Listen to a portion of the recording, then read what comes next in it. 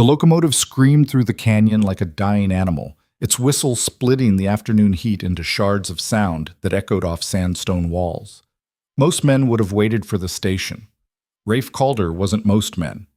He stood in the doorway of the cattle car, one hand gripping the frame, the other adjusting the brim of his hat against the wind that tried to rip it from his skull. The ground blurred beneath him, a ribbon of rock and sage moving at speeds that turned men into broken things when they hit wrong.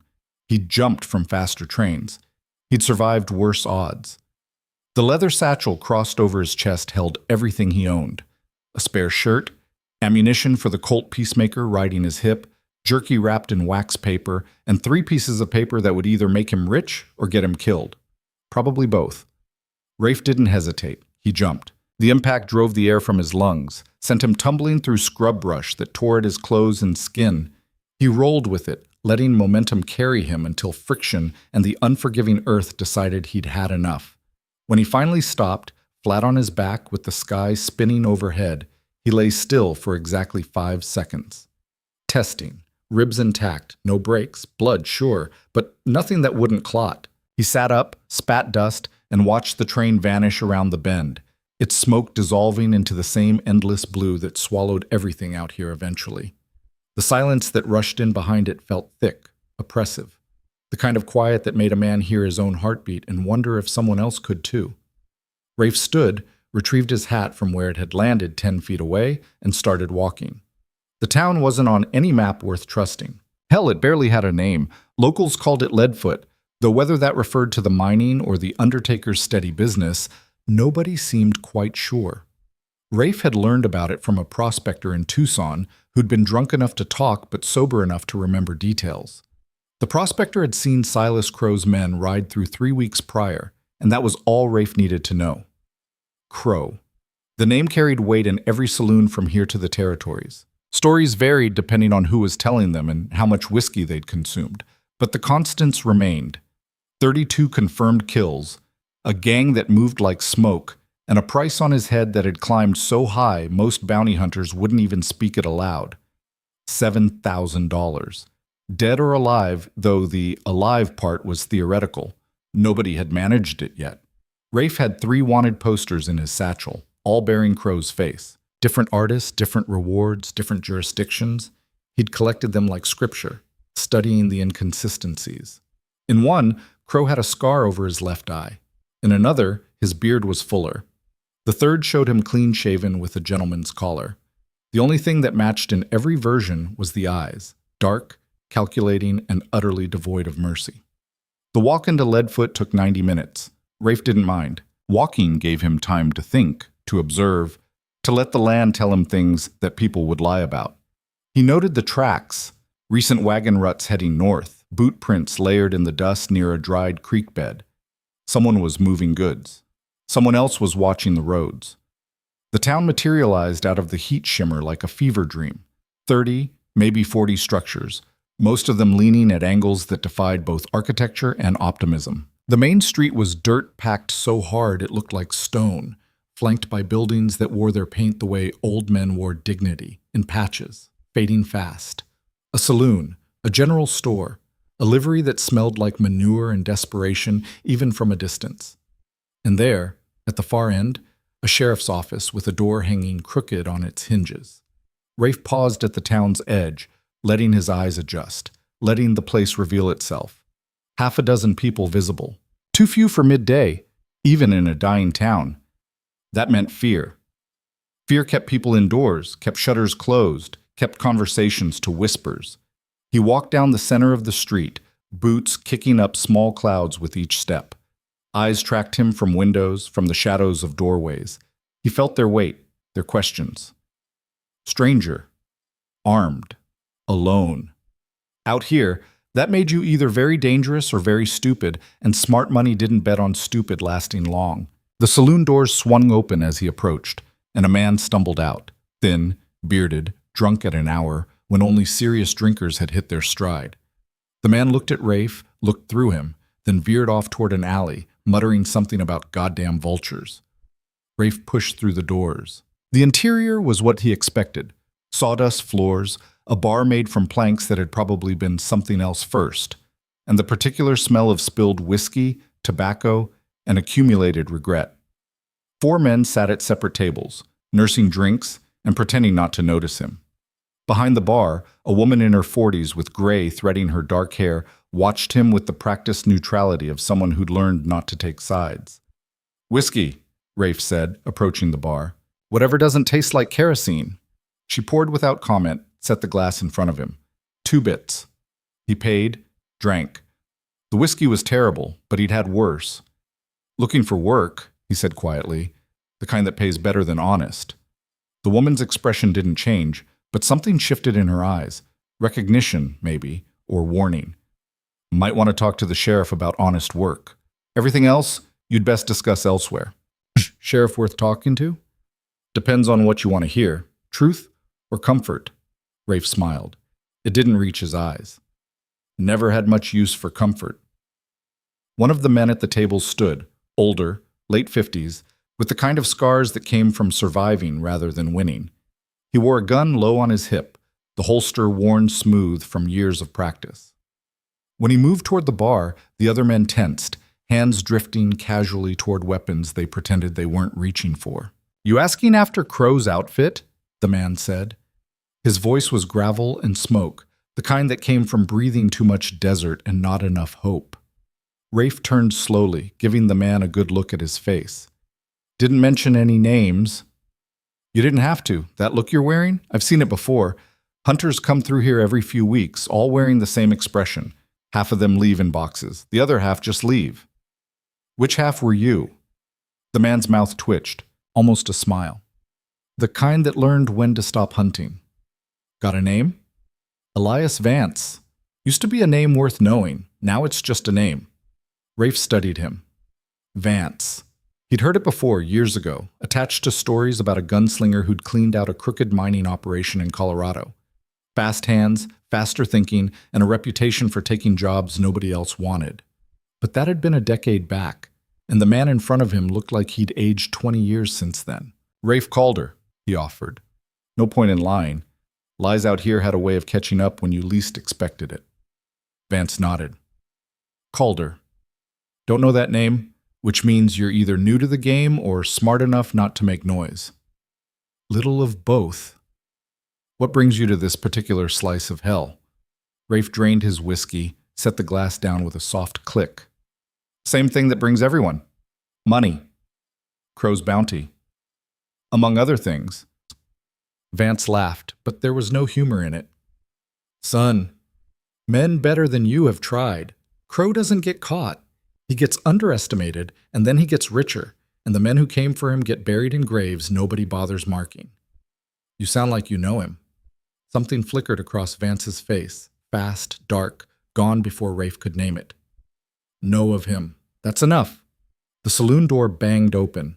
Both men turned, hands moving instinctively toward their weapons before conscious thought caught up. The sheriff stood in the doorway, silhouetted against the harsh sunlight, and Rafe immediately understood what the bartender had meant about truth versus comfort. The sheriff was young, maybe 30, with soft hands and softer eyes. His badge looked too big for his chest, his gun belt too heavy for his hips. He wore authority the way a child wore his father's coat, aware he was supposed to fill it, but knowing he didn't quite manage. "You," the sheriff said, pointing at Rafe. His voice cracked slightly. "Need to ask you some questions." Rafe turned back to the bar, signaling for another whiskey. "I'm drinking. Come back later." "I'm the law here." "Then you should know better than to interrupt a man's drink." The sheriff's hand dropped to his gun, not drawing, just resting there in what he probably thought was a threatening gesture. Rafe had seen children make more convincing threats with wooden swords. "I said I need to ask you questions. Now." Rafe sighed. He turned slowly, deliberately, giving the sheriff plenty of time to see the peacemaker on his hip and the absolutely zero concern on his face. "Sheriff," he said, voice low and calm, "I walked into this town an hour ago. Haven't broken any laws. Haven't caused any trouble. I'm drinking bad whiskey and minding my business. What exactly do you think you're going to question me about? We don't take kindly to strangers. That's not a law, that's an attitude." The sheriff's face flushed red. Behind Rafe, he heard Vance chuckle softly. The other men in the saloon had gone still, watching, waiting to see how this particular stupidity would play out. I could arrest you for what? Rafe interrupted. Walking, drinking, wearing a hat you don't like? Sheriff, I don't know what kind of operation you're running here, but threatening armed strangers without cause is a good way to find out how fast they really are. And trust me, you don't want to find out how fast I am. The silence stretched. The sheriff's hand trembled on his gun. Rafe could see it from across the room, the sweat beading on the man's forehead, the way his eyes darted toward the exit like a trapped animal looking for escape routes. This ain't over, the sheriff finally said, voice thin. It never started, Rafe replied. The sheriff backed out of the saloon, nearly tripping over his own feet. The door swung shut behind him, and the collective exhale from the room was almost audible. Well, Vance said, settling onto the stool next to Rafe, you just made an enemy. He made himself an enemy the moment he decided to play lawman without having the spine for it. True enough, but enemies out here have a way of multiplying, especially the cowardly ones. They find friends, share grievances, work themselves up into doing something stupid. Let them. Vance ordered his own whiskey, drank it in one swallow. You really here for Crow? You really stopped hunting? They regarded each other in the mirror behind the bar, two men shaped by violence, separated by years, but connected by the same fundamental truth. Out here, you were either predator or prey, and the moment you stopped choosing was the moment you became someone else's decision. I stopped hunting Crow, Vance said finally. Didn't say I stopped hunting. What changed? Got tired of chasing ghosts. Crow's smart, smarter than any outlaw I've tracked. He doesn't make mistakes, doesn't leave trails, doesn't keep patterns. You hunt him, you're hunting smoke. And smoke doesn't bleed when you shoot it. Rafe reached into his satchel, pulled out the 3 wanted posters, spread them on the bar. 3 different descriptions, 3 different rewards. Same man. Vance studied them, his scarred fingers tracing the edges of the paper. You think you're clever collecting these? You think you've found something others missed? I think Crow wants people confused. Easier to hide when nobody knows what you look like. Maybe. Or maybe he just changes that much. Some men out here, they wear different faces depending on what they need. Gentleman in one town, savage in the next. The West doesn't just forgive reinvention. It demands it. The bartender refilled their glasses without being asked. Outside, the afternoon sun was beginning its slow descent toward evening, painting the street in shades of amber and shadow. Rafe could hear horses somewhere, voices raised in argument, the distant clang of a blacksmith's hammer.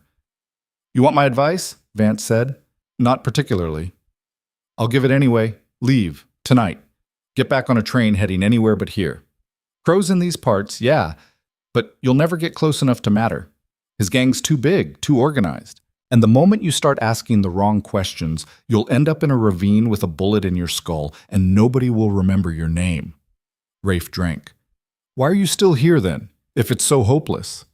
Vance was quiet for a long moment. When he spoke, his voice carried a weight that made Rafe glance sideways at him. Because some debts can't be walked away from, and some hunts aren't about the bounty. Personal? Isn't it always?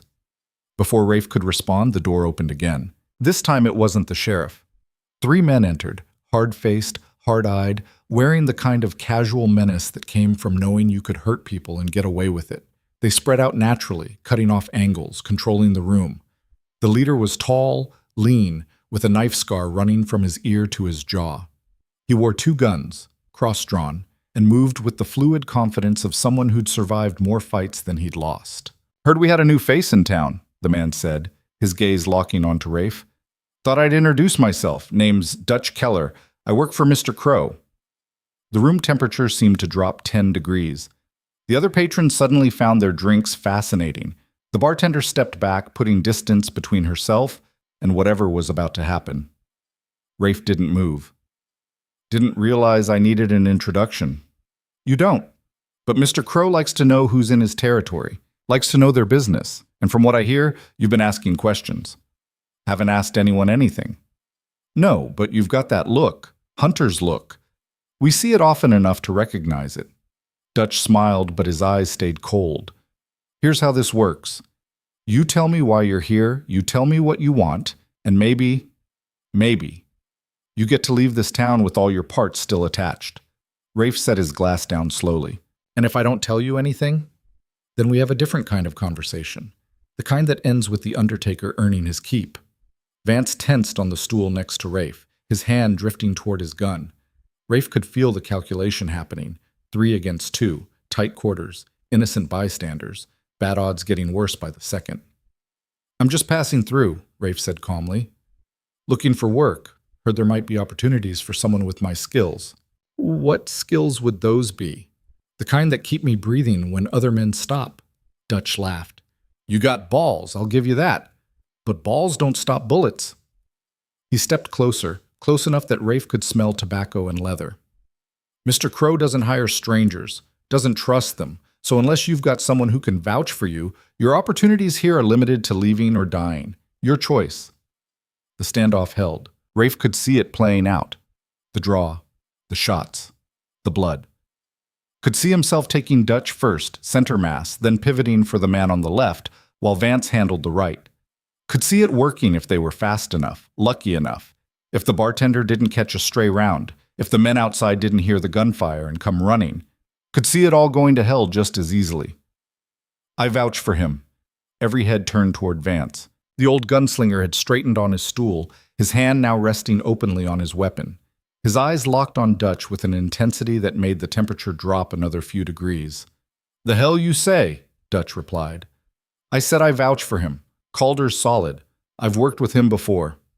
It was a lie, delivered with such casual conviction that Rafe almost believed it himself. Dutch clearly didn't, but the math had changed. Elias Vance might be past his prime, but his reputation still carried weight. And reputation out here was currency more valuable than gold. That's so, Dutch said, suspicion dripping from every word. Funny, I never heard of you two working together. That's because we don't advertise. Makes the work easier when people aren't expecting us. Dutch studied them both, working the angles, trying to find the lie. Rafe kept his face neutral, his body language relaxed. He'd learned early that men like Dutch were predators. They responded to fear the way sharks responded to blood in the water. Show none, give nothing, and sometimes you walked away. Mr. Crow will want to meet you both, Dutch said finally. Personally. When? When he's ready. Could be tomorrow. Could be next week. You'll wait. And if we don't? Dutch's smile was all teeth and no warmth. Then you won't have to worry about waiting for anything ever again. He turned, jerked his head at his men, and they filed out as smoothly as they'd entered. The door swung shut. The saloon released its collective breath. The bartender immediately started pouring drinks for everyone, her hands shaking just enough to notice. That was stupid, Rafe said quietly. Probably, Vance agreed, but it bought you time. And time out here is the only thing worth more than bullets. Why'd you do it? Vance signaled for another drink, drained it, signaled for another. Because Dutch was right about one thing, you've got that hunter's look.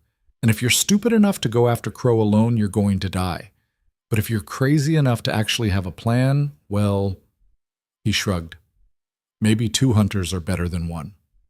I work alone. So did I. Then I learned that some prey is too big for 1 gun. You want Crow? You'll need help.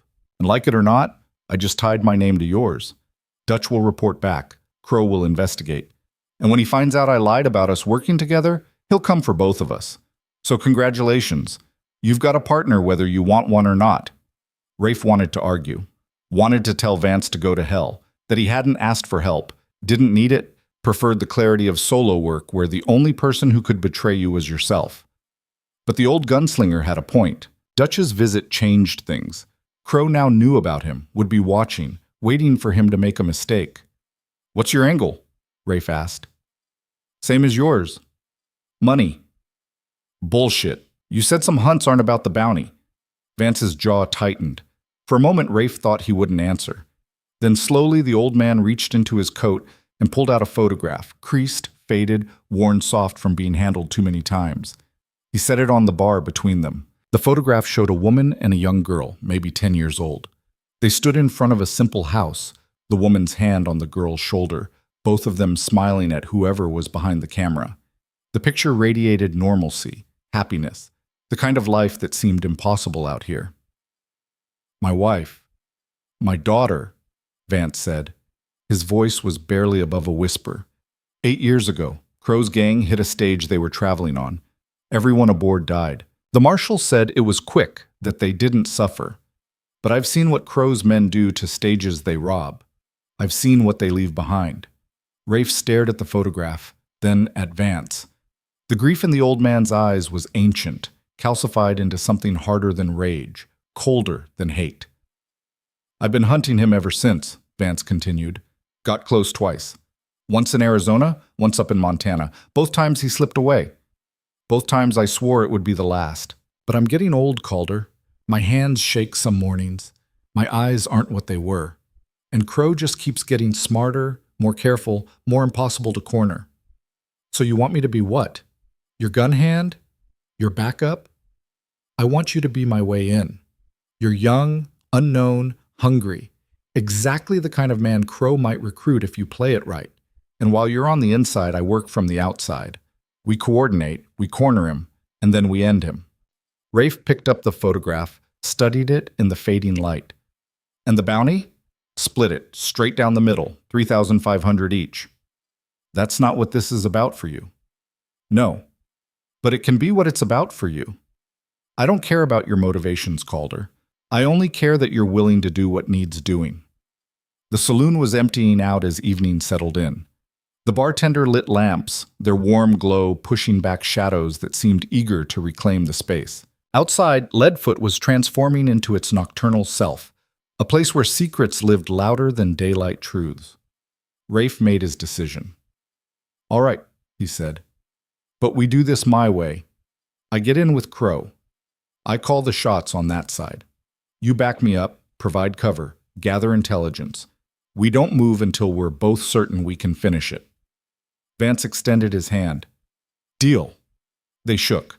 The grip was firm, calloused, the handshake of men who understood that trust out here was temporary and conditional, but sometimes it was all you had. Now what? Rafe asked. Now we wait. Dutch will tell Crow about you. Crow will investigate. Probably has men checking your background right now if he's smart, which he is. So we need to build you a story that holds up. Where you're from, what you've done, why you're here. Needs to be mostly truth, because lies out here have a way of unraveling at the worst possible moment. They moved to a table in the corner, away from the bar, away from the windows. For the next 3 hours, they built Rafe Calder's legend. They wove in real jobs he'd worked, real towns he'd been through, real men he'd crossed. They invented just enough to make him interesting, dangerous, valuable. A man who'd killed 3 deputies in New Mexico over a card game that went wrong. A man who'd robbed a mine payroll in Nevada and made it across 2 territories without getting caught. A man with skills and no conscience, exactly the kind of recruit Crow would want. What about you? Rafe asked. Crow will look into your vouching for me. Let him look. I've been around long enough that my reputation does the talking. And as far as anyone knows, I retired from hunting. Settled down. Got too old and too tired to chase ghosts? If I'm teaming up with you, it's because I need one last score before my joints give out completely. Will he believe that? He'll believe I want money. Greed's the one motivation that never needs explaining out here. They worked until the saloon keeper started stacking chairs on tables, her pointed looks making it clear that closing time wasn't a suggestion. Vance paid for the whiskey they'd consumed, and they stepped out into the night. The temperature had dropped 30 degrees. The sky was a black canvas scattered with more stars than seemed possible, the Milky Way a river of light overhead. Leadfoot was quiet, a few lights still burning in windows, the distant sound of someone playing a harmonica poorly, the soft whicker of horses in the livery. Where are you staying? Vance asked. Haven't figured that out yet. Boarding house down the street, run by a widow named Mrs. Chen. Keeps rooms clean, asks few questions, charges fare. Tell her I sent you. Where are you staying? Vance pointed toward the edge of town. Got a shack past the church. Barely standing, but it's mine. Come by tomorrow, late afternoon. We'll plan next steps. They parted ways. Rafe found the boarding house exactly where Vance said it would be, a 2-story structure that looked like it was held together by faith and spite. Mrs. Chen was 70 if she was a day, 5 feet tall, and wielded a broom like a weapon when she answered the door. Vance sent you? Yes, ma'am. $3 a week in advance. No drinking in the rooms, no whoring, no violence. Breakfast is at 6. Miss it, and you go hungry. Understood? Yes, ma'am. She took his money, showed him to a room on the second floor that contained a bed, a chair, and a window overlooking the street. It smelled like lye soap and old wood. The mattress was thin but clean.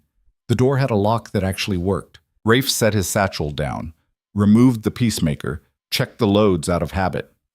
6 rounds. He always kept the chamber under the hammer empty.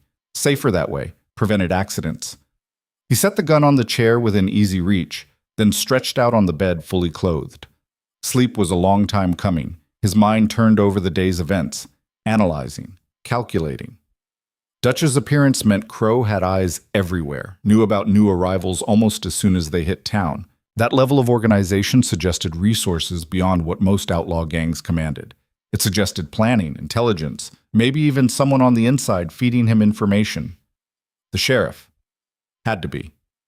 The man was too weak to be anything but bought, and a bought lawman was worth his weight in gold to someone like Crow. It explained why the town was paralyzed by fear. The one person supposed to protect them was the one enabling their predator. Rafe's thoughts drifted to Vance, the photograph of his wife and daughter, 8 years of hunting one man. That kind of obsession could make a person dangerous in useful ways, focused, driven, willing to take risks, but it could also make them stupid, reckless, willing to sacrifice everything for a single shot at vengeance.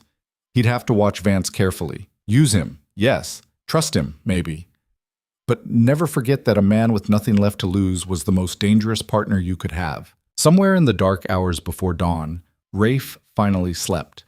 He dreamed of trains and dust, of wanted posters with faces that kept changing, of a voice in the darkness whispering that he should have stayed dead. He woke at first light, hand already on his gun, sweat cooling on his skin. The town was stirring. Voices outside.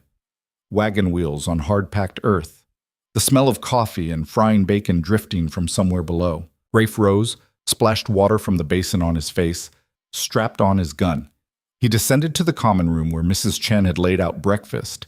Scrambled eggs, bacon, bread, coffee so strong it looked like it could dissolve horseshoes. He ate alone, quickly, mechanically. Fuel for the body, nothing more.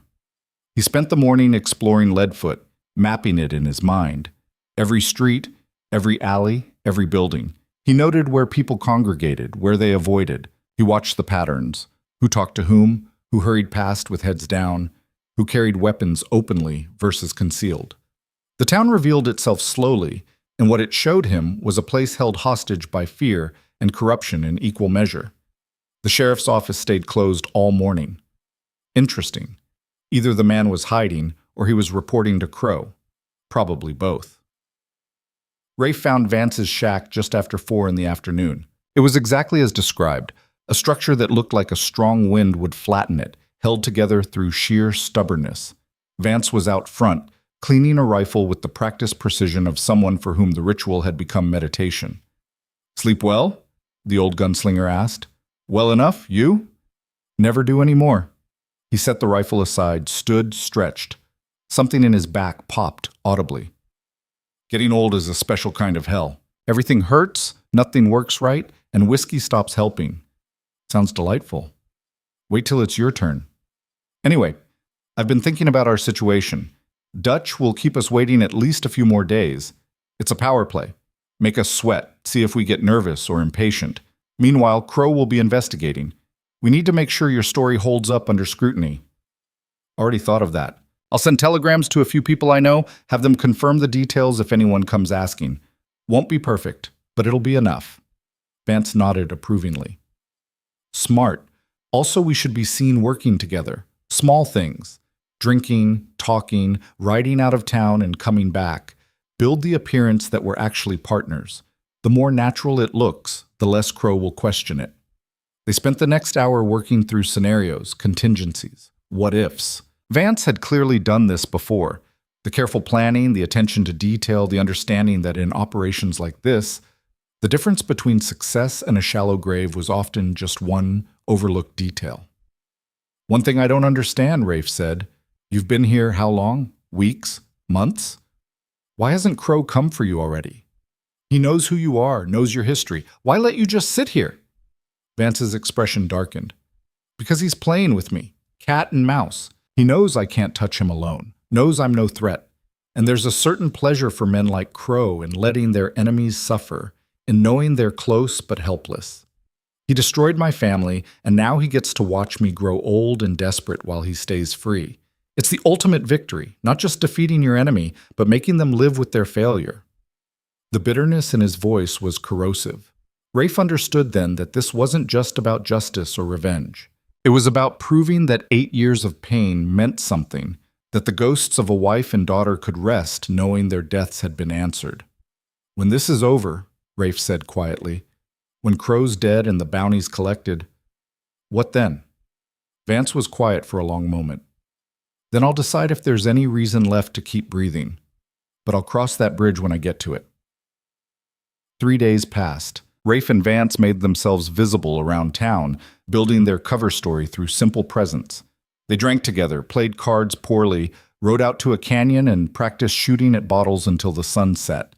To anyone watching, they looked exactly like what they claimed to be. Two men with violent skills and limited prospects looking for one last score. On the 4th day, Dutch Keller returned. He found them in the saloon, mid-afternoon, when the place was almost empty. This time he came alone, which somehow made him more dangerous rather than less. A man who walked alone into a room with 2 armed men was either supremely confident or supremely backed up. "Gentlemen," Dutch said, pulling up a chair without being invited, "Mr. Crow would like to extend an invitation. Tomorrow night, sunset. There's a canyon 15 miles north. Locals call it Dead Man's Draw. You'll ride out together, follow the river upstream until you see 3 cottonwoods. That's where you'll wait." "And then?" Rafe asked. "And then Mr. Crow decides if you're worth his time or just 2 more bodies for the desert to bleach." Comforting. Dutch stood. "One more thing. You come armed, but you don't draw unless he says. You answer questions truthfully, and if he even suspects you're lawmen or bounty hunters, your bodies will fertilize those cottonwoods for the next 100 years. Understood?" "Crystal," Vance said. Dutch left. The saloon felt colder in his absence. "Well," Rafe said, "looks like we're committed now." "Looks like." Vance ordered whiskey, his hand steadier than it had been in days. "Tomorrow we meet the monster. You ready?" Rafe thought about the wanted posters in his satchel, about $7,000, about a man who'd evaded justice for so long he'd become legend. Thought about Vance's photograph, about ghosts that demanded answers, about the thin line between hunter and hunted. "No," he said honestly, "but I don't think you ever are." They drank in silence as the afternoon bled into evening, as Leadfoot prepared for another night of fear and whispers. Tomorrow would bring either opportunity or death.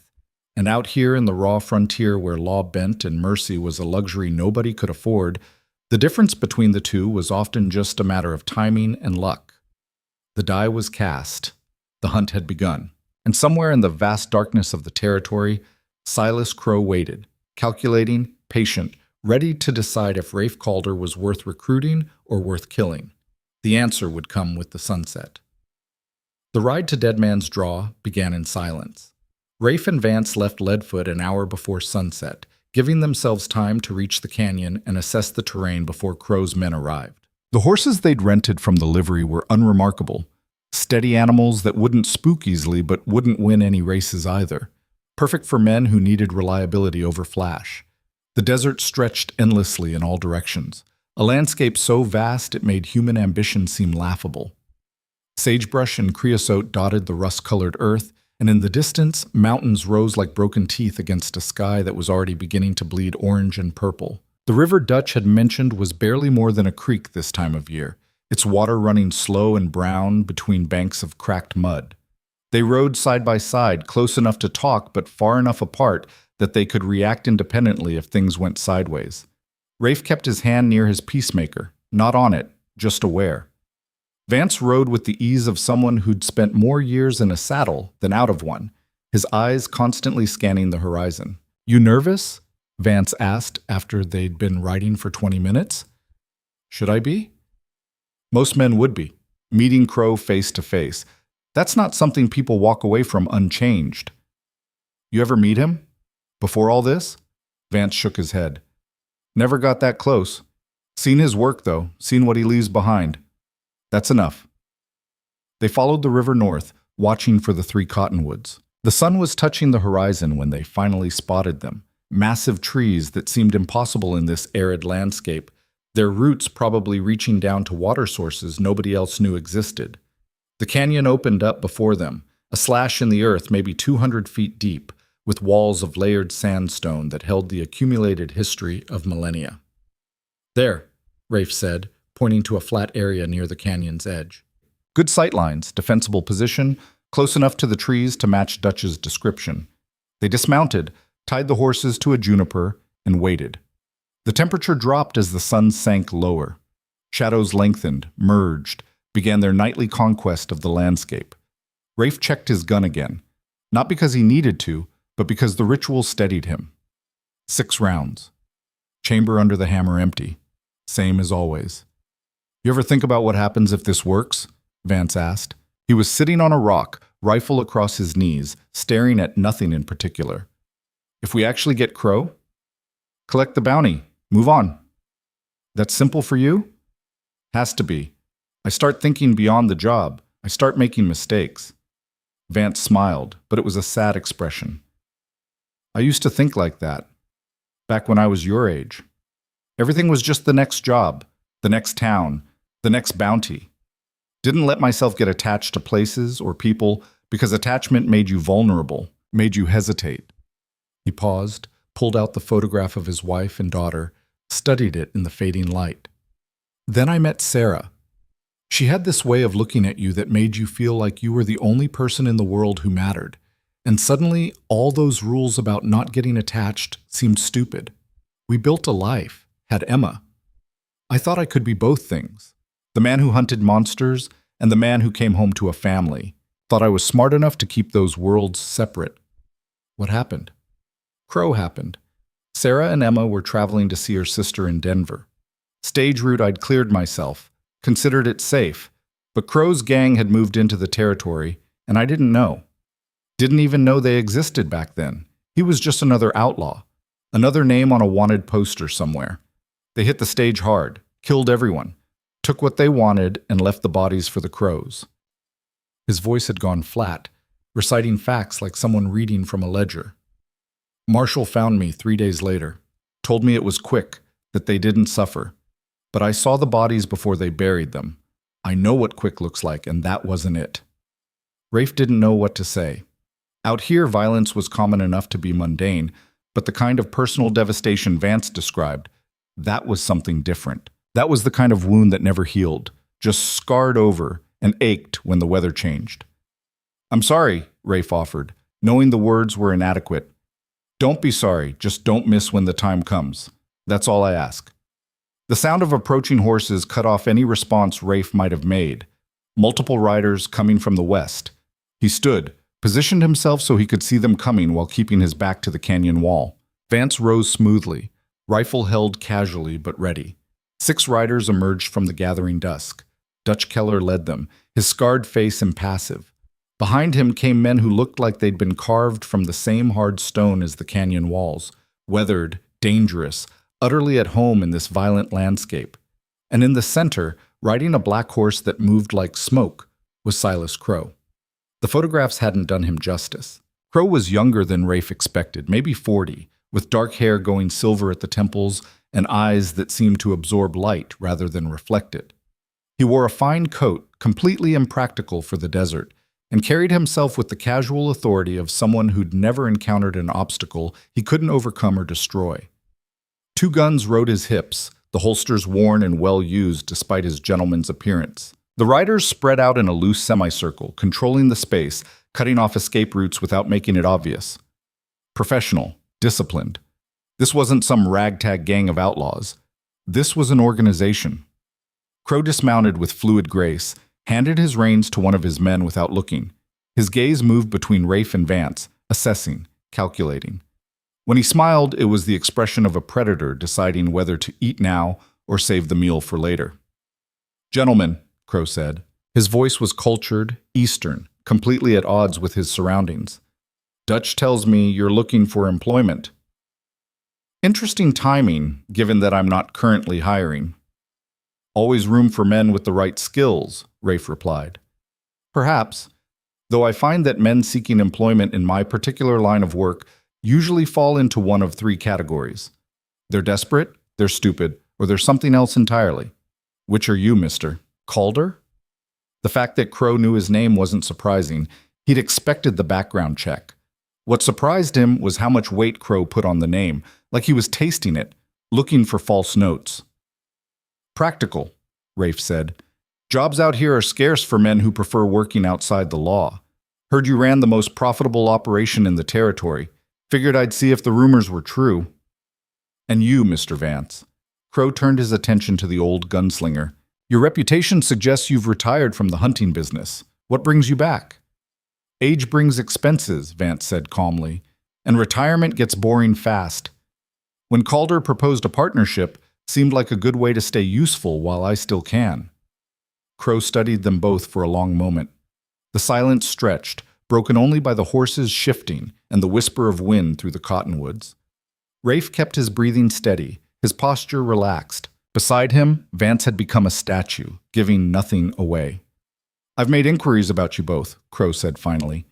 Mr. Calder, you've had an interesting career. 3 dead deputies in New Mexico, though the official report claims self-defense. A mine payroll in Nevada that disappeared along with the guards. Several other incidents that suggest a man comfortable with violence and unburdened by conscience. Impressive, if true. It's true. Perhaps. I also found it interesting that you've never been caught, never spent a single night in jail. That suggests either exceptional luck or exceptional planning.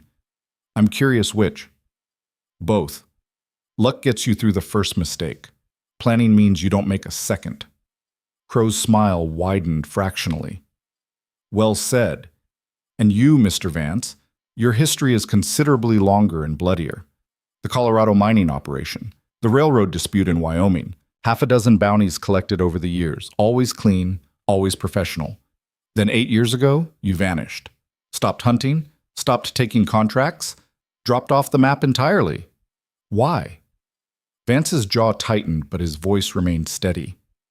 Personal reasons. I see. And these personal reasons, they've resolved themselves? You're ready to return to the life? Ready enough. Crow walked closer, studying Vance with an intensity that made the temperature seem to drop. You know, I find it fascinating what grief does to men. How it changes them.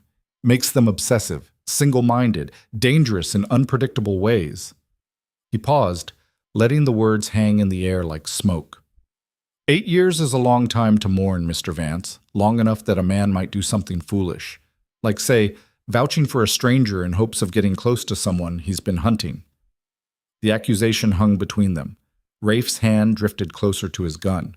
Around them, Crow's men tensed, ready to react. This was the moment, the pivot point where everything either held together or exploded into violence. If I wanted you dead, Vance said quietly, I wouldn't need to partner with anyone to do it. I'm old, not incompetent, and if you think I've been hunting you specifically, you're giving yourself too much credit. I knew your name same as I knew 50 others. You were just another outlaw, another bounty. Nothing special. It was the perfect response. Dismissive enough to be insulting, confident enough to be believable.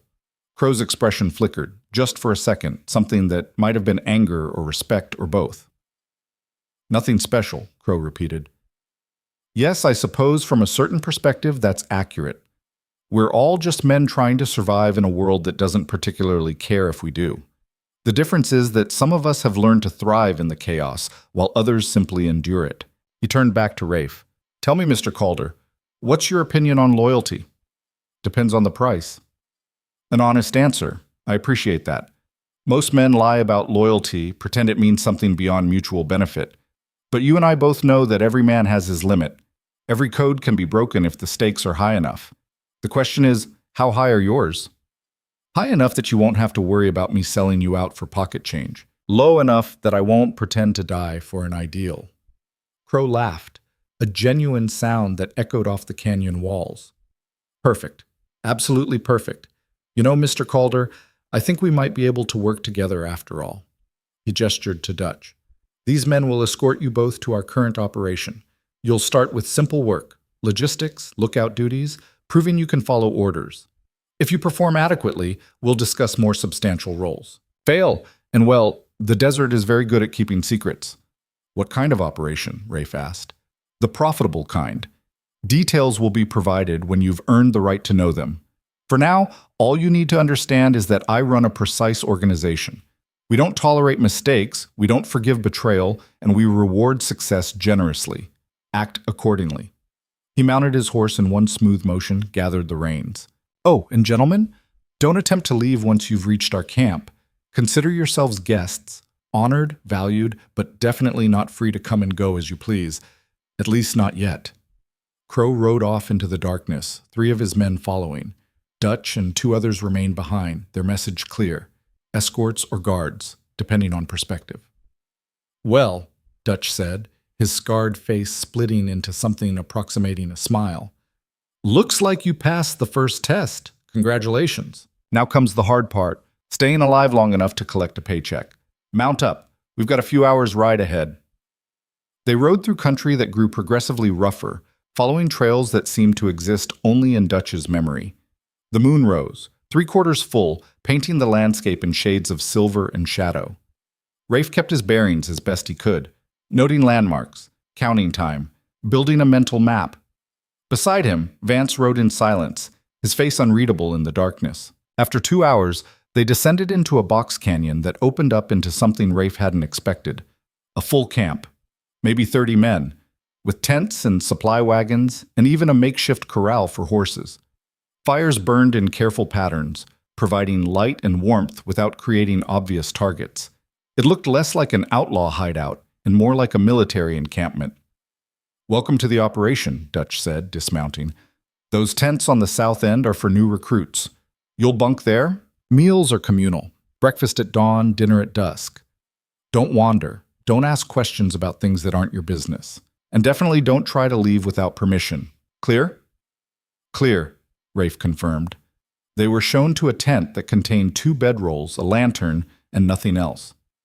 The moment Dutch and his men left, Vance moved close, his voice dropping to barely a whisper. This is bigger than I thought. 30 men, maybe more. That's not a gang, that's an army. Which makes taking Crow a lot more complicated. No kidding, we need to gather intelligence, find out what they're planning, where they keep their loot, what the command structure looks like. But carefully, these men aren't stupid, and Crow's already suspicious. Rafe nodded. The enormity of what they'd walked into was becoming clear. This wasn't going to be a simple matter of finding an opportunity and taking a shot. Crow had built something sustainable, something that could survive even if he fell. To truly end this, they'd need to dismantle the entire operation. Get some sleep, Vance said. Tomorrow, we start playing the role. And we play it perfectly, because one mistake, and we're both dead. Dawn came early and brutal. A bell rang somewhere in the camp, dragging Rafe from shallow sleep into the cold reality of morning in the high desert. Around them, men emerged from tents, moving with the practiced efficiency of soldiers. No groaning, no complaints, just immediate action. Breakfast was beans and coffee, served from a central fire by a man who looked more cook than criminal. Rafe and Vance ate quickly, watching, learning. The men around them fell into obvious hierarchies. Veterans versus new recruits, leaders versus followers. Crow was nowhere to be seen, but his presence was felt in the way men organized themselves, the unspoken rules everyone seemed to know. Dutch found them as they finished eating. You 2 are on perimeter duty today. South Ridge. You'll relieve Jensen and Polk in 30 minutes. Stay alert, stay quiet, and if you see anything unusual, you fire 2 shots and get back here fast. Questions? What counts as unusual? Rafe asked. Lawmen, bounty hunters, anyone who looks like they're scouting the area. Also, we've had problems with Apache raiding parties lately. They don't usually come this far into the canyon, but they're unpredictable. You see paint, you run. Don't try to be a hero. The ridge was a brutal climb in the morning heat. By the time they reached the position, Rafe's shirt was soaked with sweat. Jensen and Polk, 2 men who looked like they'd been chewed up by the frontier and spit back out meaner, gave them a quick briefing on sight lines and danger zones, then headed down to camp. Well, Vance said once they were alone. "This gives us a chance to talk without being overheard." They settled into positions that gave them views of the surrounding terrain while allowing them to keep eyes on each other. The landscape spread out below in all its harsh beauty, miles of nothing interrupted by occasional formations of rock and patches of struggling vegetation. "What's your read on the camp?" Rafe asked. "Professional? Too professional. Crow's either former military or learned from someone who was. The discipline, the organization, the way they handle logistics, that's not self-taught. And did you see the weapons? Most of these men are carrying Winchesters, not ancient muskets or repaired pieces. That's expensive. Someone's bankrolling this operation beyond what they're stealing. So what's the play?" Vance was quiet for a moment, thinking. "We need to get deeper into the organization. Right now we're outsiders being tested, but if we can prove ourselves valuable, get invited into the inner circle, we'll have access to information and opportunities we don't have now. The problem is that proving ourselves valuable means doing things we might not want to do." "Like what?" "Like robbing people, hurting people, maybe killing people who don't deserve it. There's no clean way through this, Calder. We're going to have to get our hands bloody if we want to get close enough to matter." Rafe had known this intellectually, but hearing it stated so baldly made it real. He'd killed before, men who'd drawn on him first, men who'd made the mistake of underestimating him. But those had been self-defense, heat-of-the-moment decisions. What Vance was talking about was different. That was cold calculation. That was becoming the thing you were hunting. "There are lines," Rafe said carefully. "Things I won't do, regardless of the bounty. We all like to think we have lines. The frontier has a way of erasing them." Before Rafe could respond, movement caught his eye. Far to the east, maybe 2 miles out, dust rising from multiple riders. He signaled to Vance, who shifted position to get a better view. "4 riders," Vance said quietly, "moving fast, coming this direction."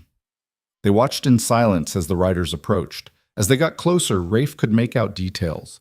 Dusty trail clothes, hard faces, weapons carried openly. Not lawmen, not Apache. Something else. "Should we signal?" Rafe asked. "Wait, let's see what they do." The riders reached the canyon entrance and stopped. One of them dismounted, studied the ground, pointed at something. They were tracking, following signs that led straight toward the camp. "Now we signal," Vance said. Rafe drew his peacemaker, fired twice into the air. The sound echoed across the landscape, unmistakable. Below in the camp, men were already moving, responding to the warning with alarming speed. The 4 riders heard the shots, turned, and spurred their horses away from the canyon at a full gallop. Within minutes, they disappeared back the way they'd come. "Well," Vance said, "that's going to raise questions." Dutch and 3 others reached the ridge in less than 10 minutes, breathing hard from the climb. "What did you see?" 4 riders, Rafe reported, coming from the east. They reached the canyon entrance, looked like they were tracking something, then turned back when we fired. "Descriptions?" "Trail clothes, armed, riding fast. Too far to make out faces." Dutch swore creatively. "Probably scouts for a larger group, maybe a posse, maybe bounty hunters who've gotten lucky. Either way, we need to report this to Mr. Crow immediately." He looked at Rafe and Vance. "You 2 did good. Exactly what you were supposed to do. Head back to camp, get some food, and wait. Mr. Crow will want to talk to you." They descended the ridge to find the camp transformed. What had been a relaxed operation was now a hive of controlled activity. Men were securing weapons, checking supplies, preparing for possible conflict. The change was stunning in its speed and completeness. Crow stood near the central fire, studying a map spread across a makeshift table. He looked up as Rafe and Vance approached, his dark eyes calculating. "Dutch tells me you spotted riders." 4 of them, Rafe confirmed. "They were tracking something, got close to the entrance, then ran when we fired the warning. Direction? East. Moved fast once they heard the shots." Crow studied the map, his fingers tracing invisible lines. East means they came from Leadfoot or somewhere beyond, which means someone talked, someone provided information. "Dutch, I want 3 men riding east immediately. Find those scouts, find out who sent them, and find out what they know, discreetly, if possible, permanently, if necessary." "Yes, sir." Crow turned his full attention to Rafe and Vance. "You 2 just saved us from a potential ambush. That earns you some trust and some latitude. It also means you're now more deeply involved in this operation than you might have intended. There's no walking away after this. You understand that, yes? We understand, Vance said. Good. Because tomorrow night, we're conducting an operation that requires precise execution and absolute loyalty. A bank in a town called Redemption, 30 miles north. Small institution, but they're holding a mine payroll that comes through once a month. 40,000 in gold and currency. We've been planning this for 6 weeks, and I'm not about to let some nosy scouts ruin it. He paused, his gaze moving between them. I want you both on this job. You'll ride with the main group, follow orders exactly, and prove that bringing you into this organization was worth the risk. Succeed, and you'll get a full share of the take. Fail, and well, you won't have to worry about consequences. It was exactly the opportunity they needed, and the complication they'd feared. A bank robbery meant witnesses, possibly casualties, definitely consequences that would follow them regardless of the outcome. But it also meant access to the inner workings of Crow's operation, to the planning and execution that might reveal weaknesses. We're in, Rafe said. Excellent. Dutch will brief you on the details. For now, get some rest. Tomorrow's going to be a long day. The briefing happened that evening after the camp had settled into its nocturnal routine. Dutch gathered the raid team, 10 men including Rafe and Vance, around the map table and walked through the plan with military precision. Redemption's a mining support town, Dutch explained. Population maybe 200, mostly workers and merchants. The bank's in the center of town, 2-story structure, brick construction. Manager's name is Horace Bly. He lives in an apartment above the bank with his wife. No children, no deputies stationed there. Nearest law is in Silverton, 15 miles west. He pointed to marks on the map. We'll approach from the south, arrive just after dawn when people are waking up, but before the streets get crowded. Team splits into 3 groups. Group 1, that's me, Calder, and Vance, enters the bank, controls Bly, accesses the vault. Group 2 secures the street, keeps civilians back, prevents anyone from riding for help. Group 3 holds the horses, watches for problems. What about the vault? One of the men asked. Bly will open it. I've done this enough times to know that no banker dies for someone else's money. We show force, we show we're serious, and he opens the vault. Simple. And if he doesn't? Rafe asked. Dutch's smile was cold. Then we get creative. But trust me, he'll open it. They spent the next 2 hours going over details, timing, contingencies. Crow himself sat in on parts of the briefing, offering observations and corrections with the air of someone who'd done this dozens of times. His calm was almost inhuman. He discussed violence and theft the way other men discussed crop rotations or market prices. One more thing, Crow said as the briefing concluded. No unnecessary casualties. We're thieves, not murderers. Dead bodies bring federal marshals, and federal marshals bring problems we don't need. You control the situation with intimidation and professionalism. The moment someone starts shooting civilians, this operation becomes a liability instead of an asset. Understood? Everyone nodded. The logic was sound, if disturbing. Crow wasn't avoiding killing out of morality, but out of pragmatism. Dead people complicated business. Rafe and Vance returned to their tent as the camp settled into sleep. The temperature had dropped again, and stars filled the sky in impossible abundance. Somewhere in the distance, a coyote howled, a lonely sound that seemed to carry all the desolation of the frontier in its notes. This is bad, Vance whispered once they were alone. We're about to rob a bank, become accessories to a major crime. Even if we eventually bring Crow in, we could still hang for what we're about to do. We knew there'd be risks. Risks, yes. But this? This is crossing a line we can't uncross.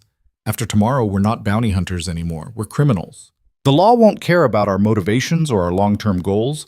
They'll just see 2 more outlaws who need hanging. Rafe knew Vance was right. They were walking a razor's edge between justice and damnation, and every step took them further from the former toward the latter. But there was no turning back now. Crow was suspicious enough already. Any sign of hesitation, any indication they weren't fully committed, and they'd end up in shallow graves before the week was out. Tomorrow, we do the job, Rafe said quietly. We play our roles, we don't flinch, and we pray that when this is all over, there's enough of ourselves left to recognize. But we don't back out now. We're too deep. Vance pulled out the photograph of his wife and daughter, stared at it in the dim light. Sarah would have hated this. What I've become. What I'm doing in her name. Then maybe after this is done, you can stop. Collect the bounty, disappear, live whatever life you've got left, somewhere quiet. And you? Rafe didn't have an answer for that. He'd never thought much beyond the next job, the next town, the next bounty. Planning for a future seemed like tempting fate in a world where most men didn't get one. Let's survive tomorrow first, he said. Then we'll worry about what comes after. They slept fitfully, if at all. Rafe spent the dark hours staring at the tent ceiling, listening to the sounds of the camp, feeling the weight of the peacemaker beside him. Tomorrow would define everything, whether they were hunters or hunted, whether justice was possible or just another comforting lie men told themselves. Dawn arrived too quickly and too cold. The camp mobilized with frightening efficiency, horses saddled, weapons checked, supplies loaded. Crow himself rode at the head of the column, dressed now in practical trail clothes that made him look less like a gentleman and more like what he was, a predator in his element. The ride to Redemption took 4 hours. They approached from the south as planned, spreading out to avoid looking like a military column. As they crested the final ridge and looked down at the town, Rafe felt his stomach tighten. This was real, this was happening, and there was no way through it but forward. Redemption looked exactly like Dutch had described, a mining support town clinging to existence through sheer stubborn will, its buildings weathered but functional, its streets empty at this early hour, except for a few souls already headed toward the mines. The bank sat in the center of town like a brick monument to permanence in a place where nothing lasted, its second-story windows dark, its heavy wooden door still locked against the dawn. Crow raised his hand, signaling the column to halt. They'd stopped just outside the town limits, using a copse of cottonwoods for cover. From here they could observe without being obvious, could time their approach to coincide with the rhythms Dutch had identified during weeks of surveillance. Group 2, move into position now, Crow said quietly. Blend in, look like early risers, nothing threatening. When you hear the first shot, that's your signal to control the street. No heroics, no unnecessary violence. Make them afraid enough to cooperate, not so afraid they do something stupid. 5 men peeled off, riding casually toward town from different directions. They'd reach the main street within minutes, position themselves near strategic points, the general store, the livery, the boarding house, anywhere that gave them sight lines and control. Crow turned to Dutch, Rafe, and Vance. We give them 10 minutes to get set. Then we ride straight to the bank, tie up at the hitching post, and go in like we're early customers. The moment we're inside, masks go on, guns come out. Dutch, you handle Bly. Calder, Vance, you control the room. Anyone else comes in before we're done, you keep them calm and quiet. Clear? Clear, they confirmed in unison. The 10 minutes stretched like hours. Rafe's heart hammered against his ribs, each beat reminding him that he was about to cross a line he'd spent his entire adult life on the other side of. He'd hunted bank robbers, tracked them across territories, delivered them to justice, or graves depending on how smart they'd been about surrender. Now he was becoming what he'd hunted, and the irony tasted like copper in his mouth. Beside him, Vance sat perfectly still on his horse, but Rafe could see the tension in his shoulders, the way his jaw was clenched tight enough to crack teeth. The old gunslinger's eyes were fixed on the bank, but Rafe suspected he was seeing something else entirely. Maybe a stage in the middle of nowhere, maybe bodies left for the elements, maybe the ghosts of a wife and daughter who'd never asked to be part of this violence. Time, Crow said. Let's go make some money. They rode into Redemption at a casual pace, 4 men on horses who could have been anyone, miners, merchants, drifters passing through. A woman carrying a basket glanced at them without interest. An old man sweeping the boardwalk outside the general store nodded a greeting. Normal. Unremarkable. The calm before everything went to hell. They dismounted at the bank's hitching post, tied their horses with the practiced ease of men who'd done this 1,000 times. Rafe could see Group 2 in position now, 1 man leaning against the livery wall, another examining tools in the window of the hardware store, 2 more having what looked like a casual conversation near the boarding house. To anyone watching, they were just part of the town's morning routine. The bank's door was locked. Dutch knocked, 3 sharp raps, and waited. Footsteps inside, then the sound of a bolt being drawn back. The door opened 6 inches, and a man's face appeared in the gap. Late 50s, balding, with the worried expression of someone who'd spent his life calculating risks and finding them all unacceptable. "We're not open for another hour," Horace Bly said. Dutch smiled. "We're not customers." The door crashed inward as Dutch drove his shoulder into it, sending Bly stumbling backward. They poured through the opening, Dutch first, then Rafe and Vance, then Crow bringing up the rear and closing the door behind them. Masks went up, guns came out, and the world telescoped down to the terrified man now flat on his back and the woman screaming from the top of the stairs. "Mrs. Bly, I presume," Crow said calmly, his voice muffled by the bandana covering his face. "Please come down here, slowly, hands where I can see them." The woman, gray-haired, wearing a nightgown and robe, descended the stairs with her hands raised, trembling so violently Rafe thought she might fall. She was maybe 50, with the kind of face that suggested a lifetime of quiet desperation finally proven justified. "Please," she whispered, "please don't hurt us." "That depends entirely on your husband's cooperation," Crow replied. He gestured to Dutch. "Get him up."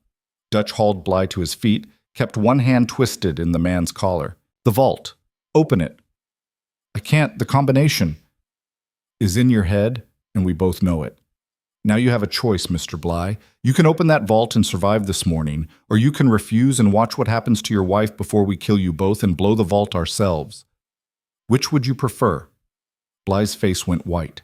His eyes darted to his wife, to the guns, to the vault door visible through an archway at the back of the bank. Rafe could see the calculation happening, the weighing of duty against survival, pride against love, the impossible mathematics of deciding what a man's life was worth, measured against someone else's money. "I'll open it," Bly said, his voice breaking. "Just don't hurt her." "Sensible. Vance, watch the street. Calder, keep Mrs. Bly company. She looks like she needs to sit down." Rafe guided the trembling woman to a chair behind the teller counter, his gun held low but visible.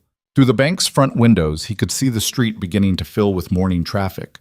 More people heading to work, a wagon rolling past loaded with mining equipment, children running toward what was probably the schoolhouse. Normal life continuing, unaware that violence was unfolding 30 feet away behind brick walls and locked doors. At the back of the bank, Bly worked the vault's combination with shaking hands. The mechanism clicked and turned, clicked and turned. Dutch stood behind him, gun pressed to the small of the banker's back, ready to paint the vault door with the man's blood if this turned out to be a trick. The vault swung open. "Well," Dutch said, genuine appreciation in his voice, "that's a beautiful sight." Even from across the room, Rafe could see the stacks of currency, the locked strongboxes that would contain the gold, the careful organization that spoke to a bank that took its responsibilities seriously. 40,000, Crows had said. Maybe more, depending on what else the vault held. Life-changing money for most people. Blood money now. Crow produced 2 canvas bags from inside his coat, handed them to Dutch. "Fill them. Everything. We've got maybe 5 minutes before someone gets curious about the closed door." Dutch worked fast, loading currency first, then forcing Bly to open the strongboxes one by one. Gold coins spilled into the bags with sounds like muted chimes, each clink another nail in whatever coffin Rafe and Vance were building for themselves. Mrs. Bly sobbed quietly in her chair. Outside, redemption went about its business, innocent and ignorant. "Movement," Vance said quietly from his position by the window. "2 men, coming this way. Look official." Crow moved to look, keeping his body angled so the people outside couldn't see him clearly. "Local deputies, probably." "Bly, does this town have law?" "We have a constable," Bly managed. "He makes rounds every morning, checks the businesses." "How wonderfully inconvenient. Dutch, how much longer?" 2 minutes? Maybe less?" "We don't have 2 minutes. Vance, when they reach the door, you let them in. Calder, you put them down the moment they're through the threshold. Wound, don't kill. I meant what I said about unnecessary bodies." Rafe's stomach turned to ice. This was it. The moment where theory became practice, where he stopped being a man pretending to be a criminal and became an actual criminal with actual victims. His hand tightened on the peacemaker, and for one wild second he considered turning it on Crow instead, ending this entire nightmare before it could get worse. But Vance was watching him, and in the old gunslinger's eyes he saw a message as clear as spoken words. Hold steady, play the role. Survive this moment so we can finish what we started. They were too deep to turn back now. The only way out was through. The constable knocked on the door. "Mr. Bly, you in there? Door's usually open by now." Vance positioned himself beside the door, hand on the knob. He looked at Rafe, who nodded once. Then Vance yanked the door open and two men stumbled inside, one older, wearing a tarnished badge, the other younger and probably deputized more for enthusiasm than competence. Rafe moved faster than conscious thought, bringing the peacemaker up and firing twice in quick succession. The first round caught the constable in the shoulder, spinning him and dropping him to his knees. The second hit the deputy in the thigh, sending him sprawling with a scream that was probably heard halfway across town. "Well," Crow said mildly, "so much for subtlety. Dutch, we're leaving. Now." Dutch emerged from the vault with both bags bulging, their weight evident in how he carried them. Outside, the street had erupted into chaos. People running, shouting, the unmistakable sound of Crow's men firing shots into the air to keep the crowd back. The plan was disintegrating, and everyone in the bank knew it. "Bly, you and your wife stay on the floor for 5 minutes after we leave," Crow ordered. "You get up early, you get shot. You follow us out, you get shot. You do exactly as I say, you get to keep breathing. Understood?" Both Blythes nodded frantically. The constable was clutching his shoulder, blood seeping between his fingers, his face gray with shock and pain. The deputy had gone quiet, either unconscious or dead. Rafe couldn't tell and didn't want to know. They burst through the door into a street transformed into a war zone. Crow's Group 2 had drawn their weapons, were keeping people back with a combination of gunfire and shouted threats. A few brave souls had armed themselves and were firing from second-story windows, their bullets kicking up dust near the bank's entrance. One of Crow's men was down, clutching his leg. Another was returning fire methodically, each shot carefully placed. "To the horses!" Crow shouted, "covering fire!" Rafe and Vance opened up on the windows, not aiming to kill but to make the shooters duck, to buy seconds that might mean survival. Glass shattered, wood splintered, someone screamed. The world contracted into noise and smoke and the copper taste of adrenaline. They reached the horses. Dutch was already mounted, the money bags secured to his saddle. Crow swung up with fluid grace despite the chaos. Rafe hauled himself onto his horse just as a bullet whined past his ear, close enough to feel the heat. Vance mounted beside him, his rifle barking 3 times in rapid succession at a man who'd gotten too brave with a shotgun. "Ride!" Crow commanded. "Group 3, cover our exit." They thundered out of Redemption at a full gallop, bullets chasing them down the street. Behind them, the town descended into pandemonium, people flooding into the street, weapons firing, voices raised in fury and fear. Rafe didn't look back. Couldn't look back. If he saw what they'd left behind, saw the blood and chaos and terror, he might not be able to keep riding. They'd covered maybe 3 miles before Crow called a halt, pulling his horse up near an outcropping of rock that offered some cover. The men gathered around him, breathing hard, checking for wounds. The injured man from the street had caught a bullet through his calf, but was still mounted, his face pale, but determined. "Sound off," Crow ordered. "Everyone accounted for?" A quick count confirmed all 10 men had made it out. The injured man, someone called him Reese, would need a doctor eventually, but he'd live if infection didn't set in first. "That was sloppy," Crow said, his voice cold enough to freeze whiskey. "The constable wasn't supposed to show up for another 30 minutes. Someone's intelligence was wrong, and that nearly got us killed." His gaze swept across the group, landing on Dutch. "You said you'd scouted this operation for 6 weeks." "I did," Dutch replied, tension in his voice. "The constables never come around before 8. This was an anomaly. Anomalies get people killed. Next time there are no anomalies. You plan for everything. You account for everything. You don't leave anything to chance. Clear?" "Clear." Crow turned his attention to Rafe and Vance. "You two performed adequately. Quick thinking, clean shots, no hesitation. That's exactly what I need from my men." He reached into his coat, pulled out a small flask, took a swallow, and offered it around. "We're not celebrating yet. We need to get back to camp, divide the take, and disappear before redemption organizes a posse. But you've earned your shares. Welcome to the organization. The ride back to camp took most of the day. They moved fast but carefully, splitting into smaller groups to confuse any potential trackers, using terrain that made following difficult. Twice they spotted dust in the distance that might have been pursuit, but it never materialized into actual threat. By the time they reached the box canyon, the sun was setting and Rafe's entire body ached from hours in the saddle. The camp erupted in controlled celebration as they rode in. Men gathered around to hear about the job, to see the money bags, to congratulate the raiders on their success. Crow let it happen for exactly 10 minutes, then called for order with a single raised hand. The take was substantial, he announced. 43,000 in gold and currency. Every man who rode today gets a full share. That's 4,000 each, paid tomorrow after I verified the count. Those who stayed behind get half shares for maintaining the camp. This is how we operate. Risk gets rewarded, loyalty gets compensated, and everyone eats. Cheers went up, and Rafe realized with a sickening clarity how seductive this was. Crow wasn't just running a gang, he was building loyalty through profit sharing, creating a structure where every man had a stake in the organization's success. It was brilliant and terrifying in equal measure. Dutch found them as the celebration continued. Boss wants to see you both. Private conversation.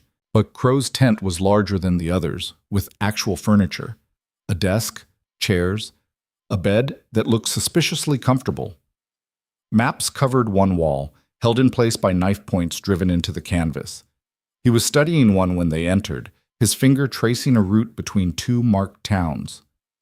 Sit, he said without looking up. They sat.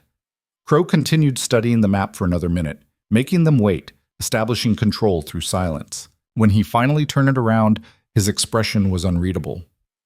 You shot a constable and a deputy today, Crow said. That changes things. Before you were just men looking for work. Now you're criminals with bounties. The law will be looking for you specifically. We'll have descriptions. We'll offer rewards. You understand what that means? Means we can't go back, Rafe said. Exactly. You're committed now. All in. There's no walking away, no changing your mind, no deciding this life isn't for you. You're mine until I say otherwise. He paused, letting that sink in. But there are benefits to being mine. Protection, resources, money, and opportunities for men who prove they're not just competent, but exceptional. He pulled out a bottle of actual whiskey, not the rotgut served in saloons, but something expensive, imported, and poured 3 glasses.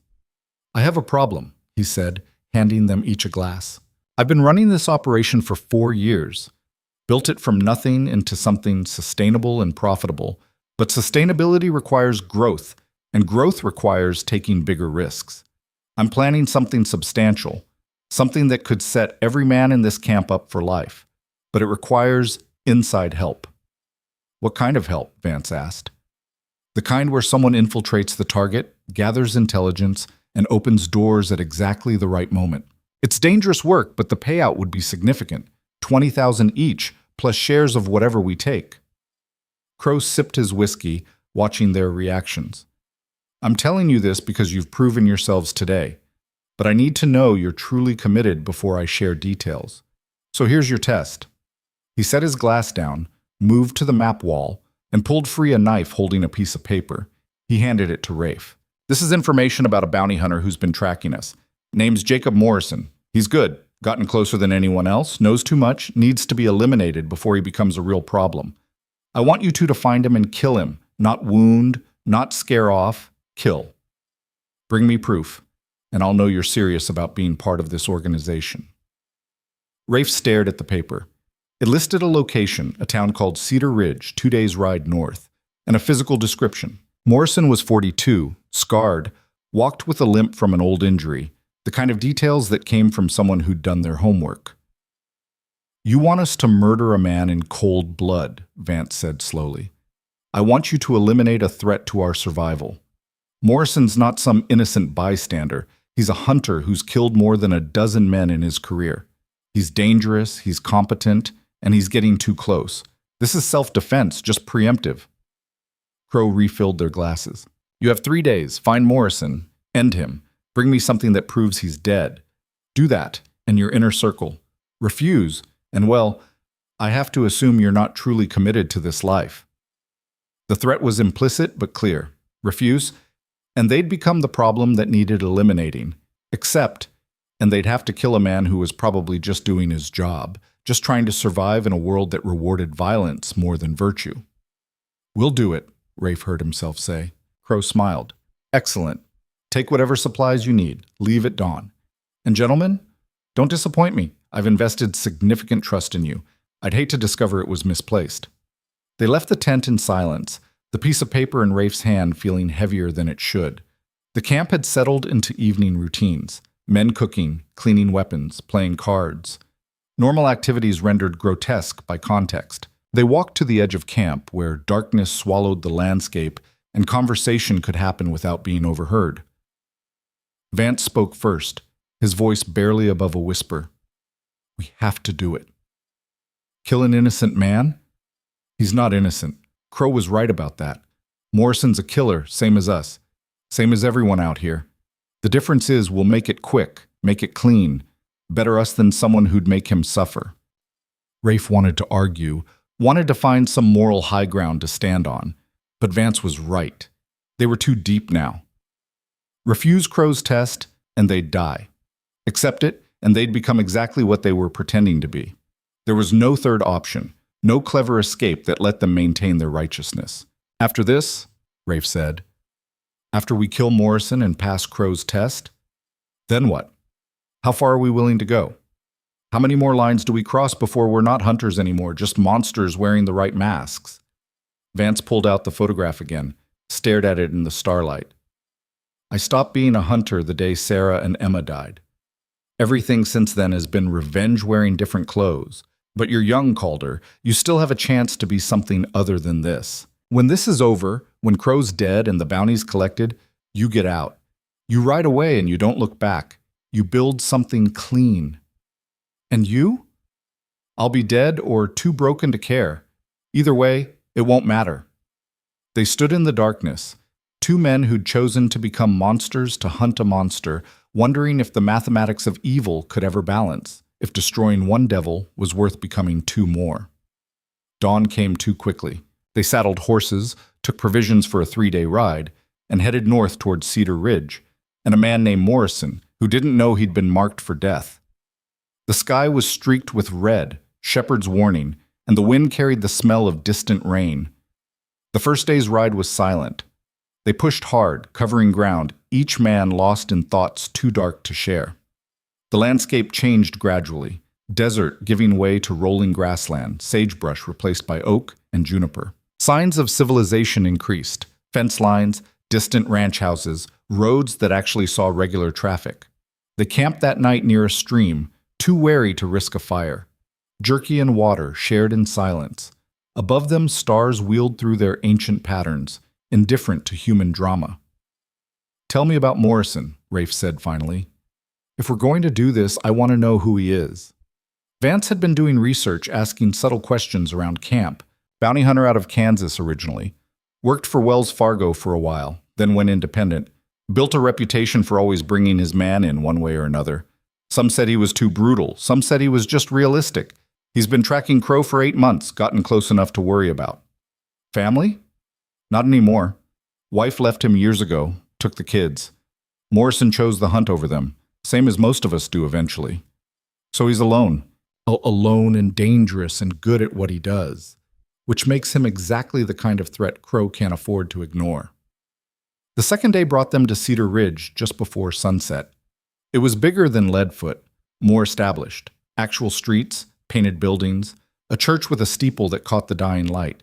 The kind of town where people tried to build futures instead of just surviving presents. They found a stable for the horses, took a room at a boarding house run by a man who asked no questions beyond whether they could pay. The room was small but clean, with 2 beds and a window overlooking the main street. Now we find Morrison, Vance said. It took less than an hour. The bartender at the saloon was the talkative type, the kind who knew everyone's business and enjoyed sharing it. Morrison was staying at the hotel across the street, had been there for 3 days, asking questions about strangers passing through, showing people sketches of faces that probably belonged to Crow's men. He come in here? Rafe asked casually. Every night. Drinks whiskey, sits in that corner booth, watches the door.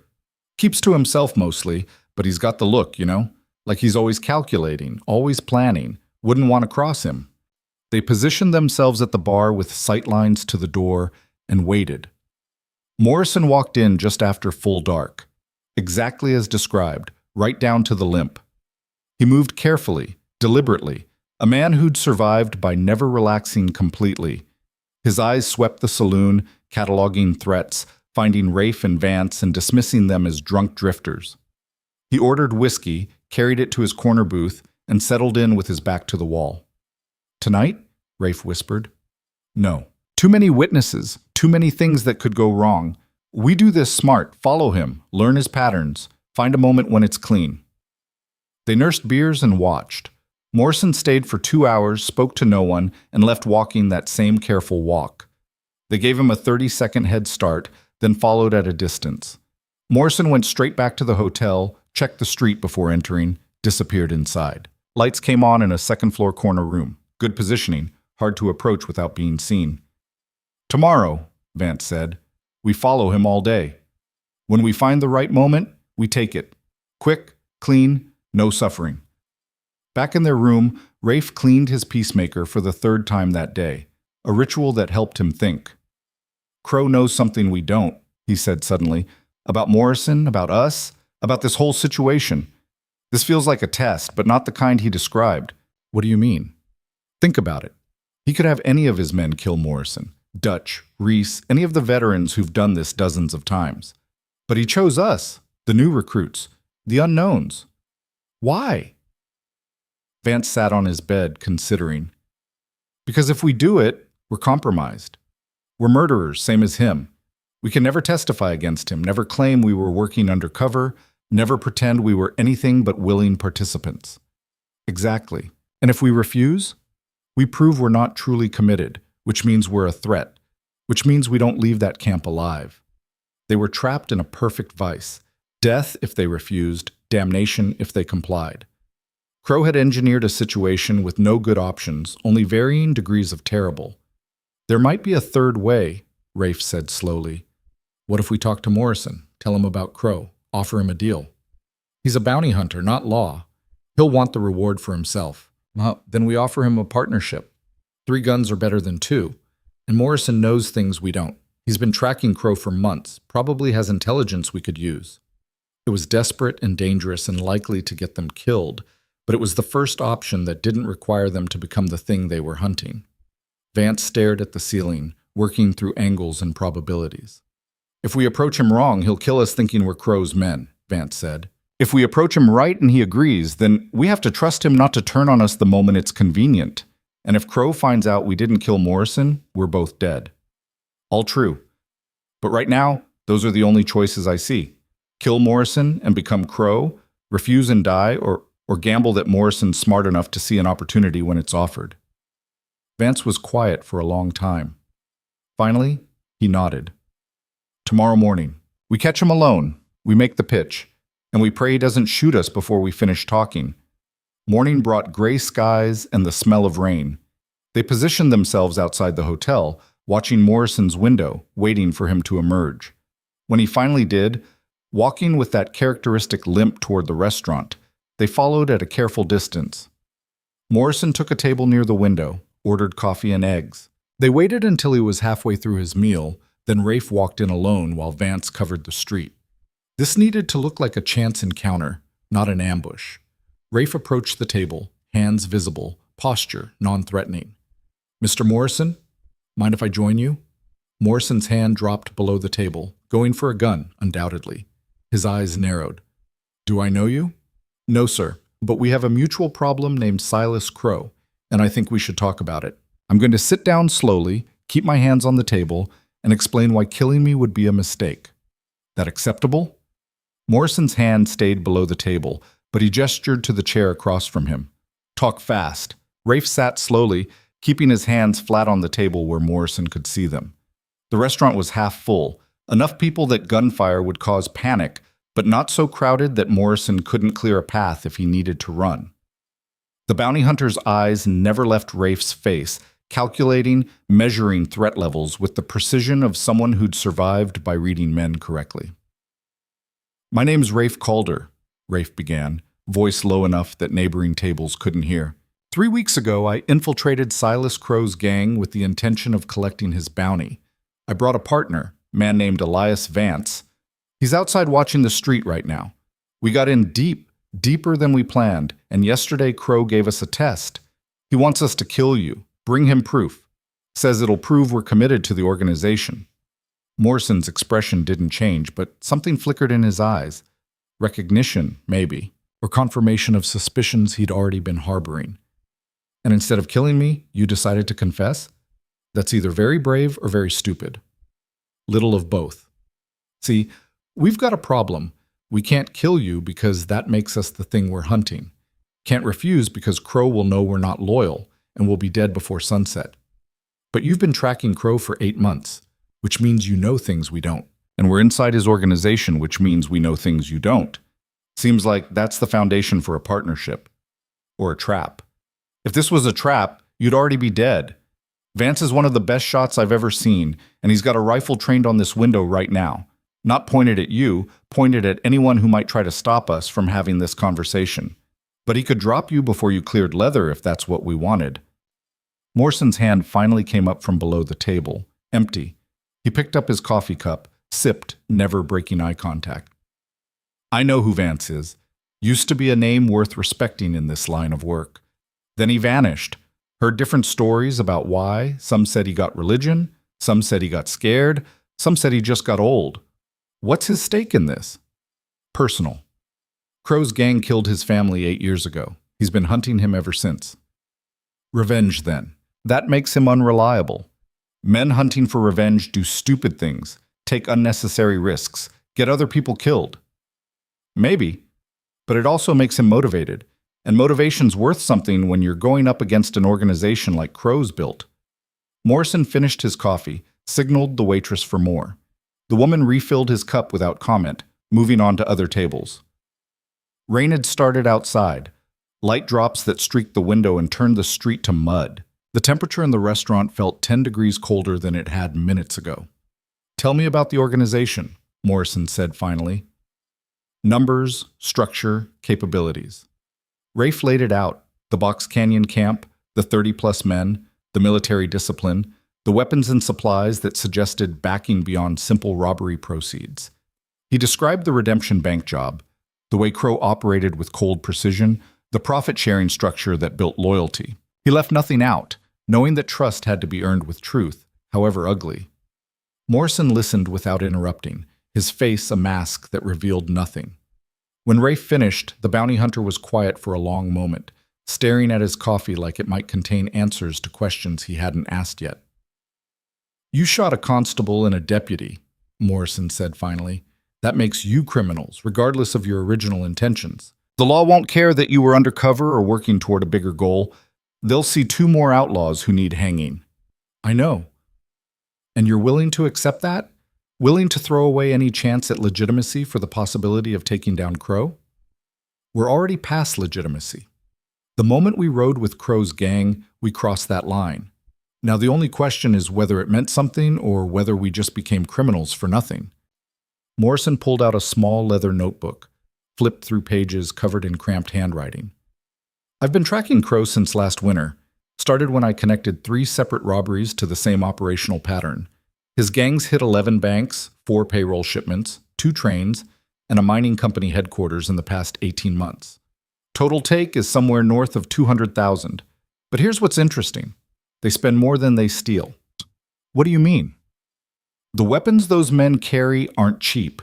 Neither are the supplies, the horses, the infrastructure. I've been trying to figure out who's bankrolling them, because the numbers don't add up. Crow's stealing a fortune, but he's spending a bigger fortune to do it. Which means either he's terrible at math, or there's another source of income I haven't found yet." Rafe thought about the map in Crow's tent, the careful planning, the way he talked about sustainability and growth. "He mentioned something about a big job. Said it would set everyone up for life, but it required inside help. Wouldn't give details until we proved ourselves by killing you." Morrison's eyes sharpened.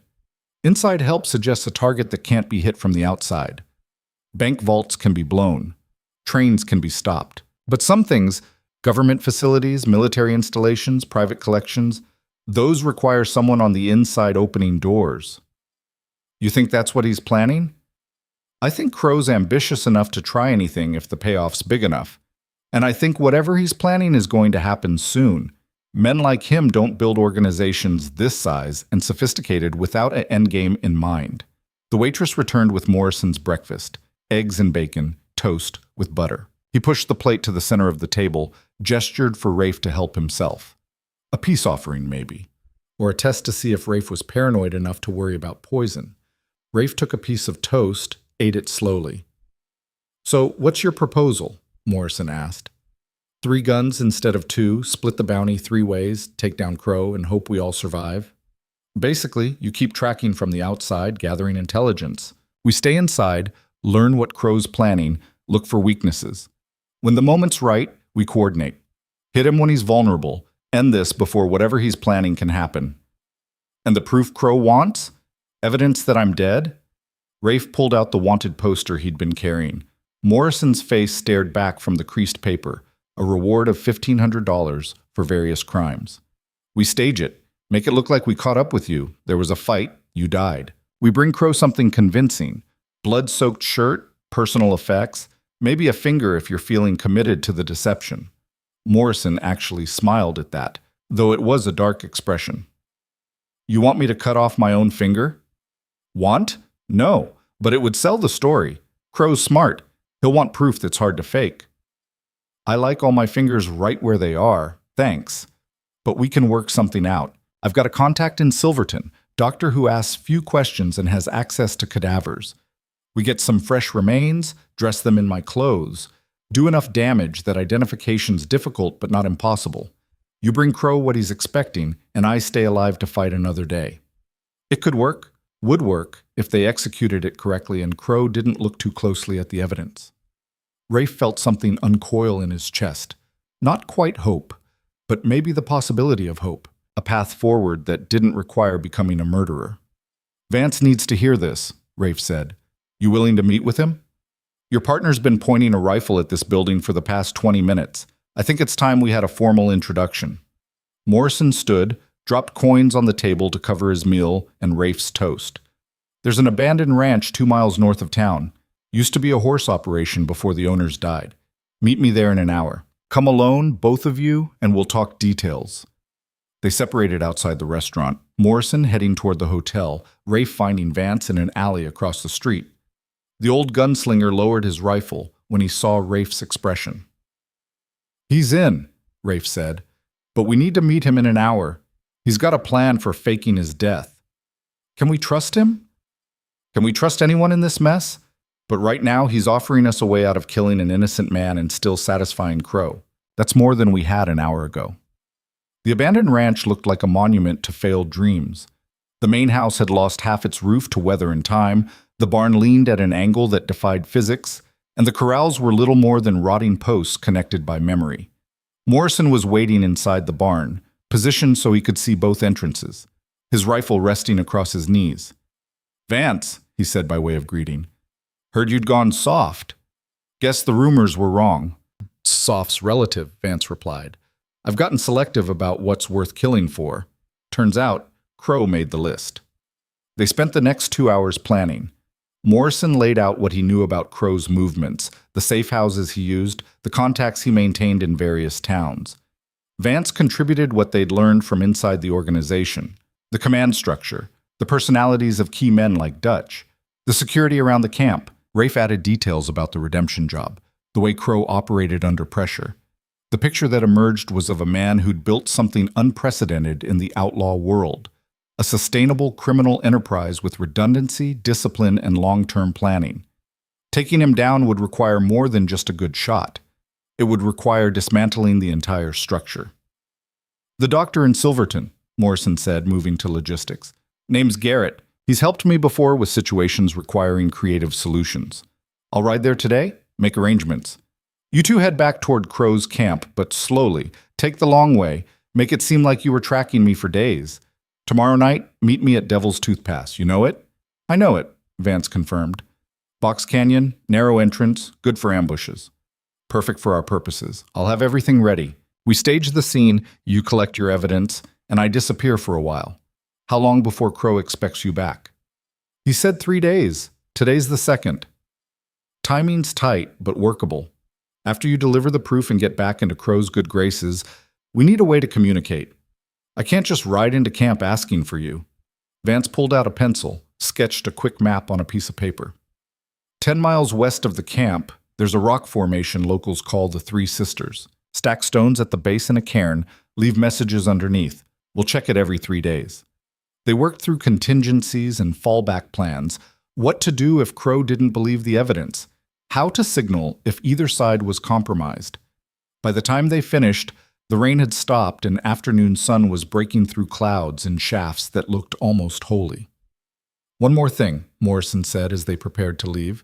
When this goes down, when we actually make our move on Crow, it's going to get ugly. His men are loyal, well-armed, and they won't surrender easy.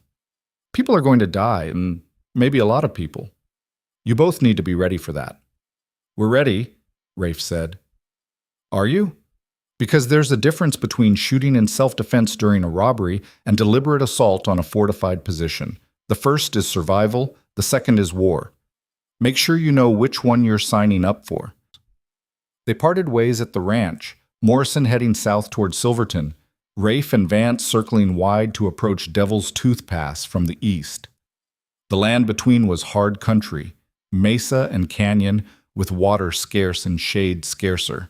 They pushed through it at a steady pace, letting the landscape work on them, strip away pretense, reduce everything to essentials. That night, camped under stars that seemed close enough to touch, Vance finally spoke the thing they'd both been thinking. This might not work. All the planning, all the coordination, one mistake, and we're dead. I know. And if we do survive, if we actually manage to take Crow down, we'll still be wanted men. The law doesn't care about our motivations. They'll see the redemption job, the constable I shot, and they'll want justice. I know that too. So why are we doing this? Really? The bounty's good, but not worth dying for. Not worth becoming fugitives for the rest of our lives. Rafe had asked himself the same question 100 times since jumping off that train. The answer kept changing depending on his mood, his fear, how much whiskey he'd consumed. But tonight, with stars overhead and tomorrow's violence looming, he found something close to truth. Because if we don't, nobody will. Crow's too smart, too careful. He'll keep building his empire, keep hurting people, keep getting away with it until he dies of old age in some mansion built on blood money. And I can't live knowing I had a chance to stop that and chose safety instead. Noble, Vance said. Stupid, but noble. What about you? What's your reason? Vance was quiet for so long Rafe thought he wasn't going to answer. Then, softly, almost too quiet to hear, I need Sarah and Emma to mean something. Need their deaths to have led somewhere other than just my grief. If I can end Crow, if I can stop him from destroying more families, then maybe there was a point to all this pain. They didn't talk after that, just sat in the darkness listening to the desert's night sounds, coyotes in the distance, wind through sage, the soft crackle of their fire. Tomorrow they'd meet Morrison, collect evidence of a murder they didn't commit, and dive even deeper into Crow's organization. But tonight they were just two men trying to believe that justice was possible in a world that seemed designed to reward the ruthless and punish the righteous. Devil's Tooth Pass earned its name honestly. The canyon walls rose like fangs on either side of a narrow passage barely wide enough for a wagon, the rock face jagged and dark. Morrison was waiting at the far end, and he'd brought everything he'd promised. The body laid out on the ground was fresh enough to be convincing. Male, roughly Morrison's build, dressed in clothes that matched what the bounty hunter typically wore. The face was destroyed beyond recognition, which was strategic brilliance. Too damaged to identify, but just recognizable enough to support the story they'd tell. Cadaver from Silverton, Morrison explained. Died 2 days ago, natural causes. Doc Garrett cleaned him up, put him in my spare clothes. Then I did the damage necessary to sell the deception. He gestured to a pile of items nearby. Morrison's hat, his distinctive belt buckle, a blood-soaked shirt. Take whatever you need for proof. Rafe felt his stomach turn looking at the corpse.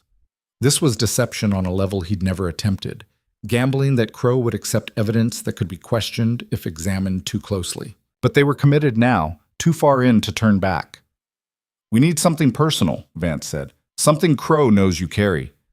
Morrison hesitated, then reached into his pocket and pulled out a small silver pocket watch. He opened it. Inside was a photograph of a woman and 2 children. "My wife and kids. From before they left. It's the only picture I have of them." His voice was rougher than it had been. "Crow's men will have seen me check this watch. It's distinctive. Take it. But when this is over, I want it back." "You'll get it back," Rafe promised. They spent another hour staging the scene, adding blood to the right places, scattering shell casings to suggest a firefight, creating a narrative that would hold up under scrutiny. When they were finished, it looked like Morrison had made his last stand in this canyon and lost. "After you leave, I'm going underground for a while," Morrison said. "New name, new clothes, different town, but I'll check the 3 sisters every 3 days like we agreed. When you learn what Crow's planning, when you know the timing, you leave word. We'll coordinate from there." "What if we can't get a way to leave messages?" "Then I'll wait. I've been hunting Crow for 8 months. I can be patient a while longer. Just don't get yourselves killed before we finish this." They shook hands. 3 men bound together by necessity and shared enemies, trusting each other only as much as circumstance required. Then Morrison disappeared into the canyon shadows, and Rafe and Vance were left with a corpse and evidence of a murder they'd have to sell as truth. The ride back to Crow's camp took most of a day. They moved slowly, looking like men who'd been in a hard fight. Vance had even put a crease in his hat and torn his shirt to add authenticity.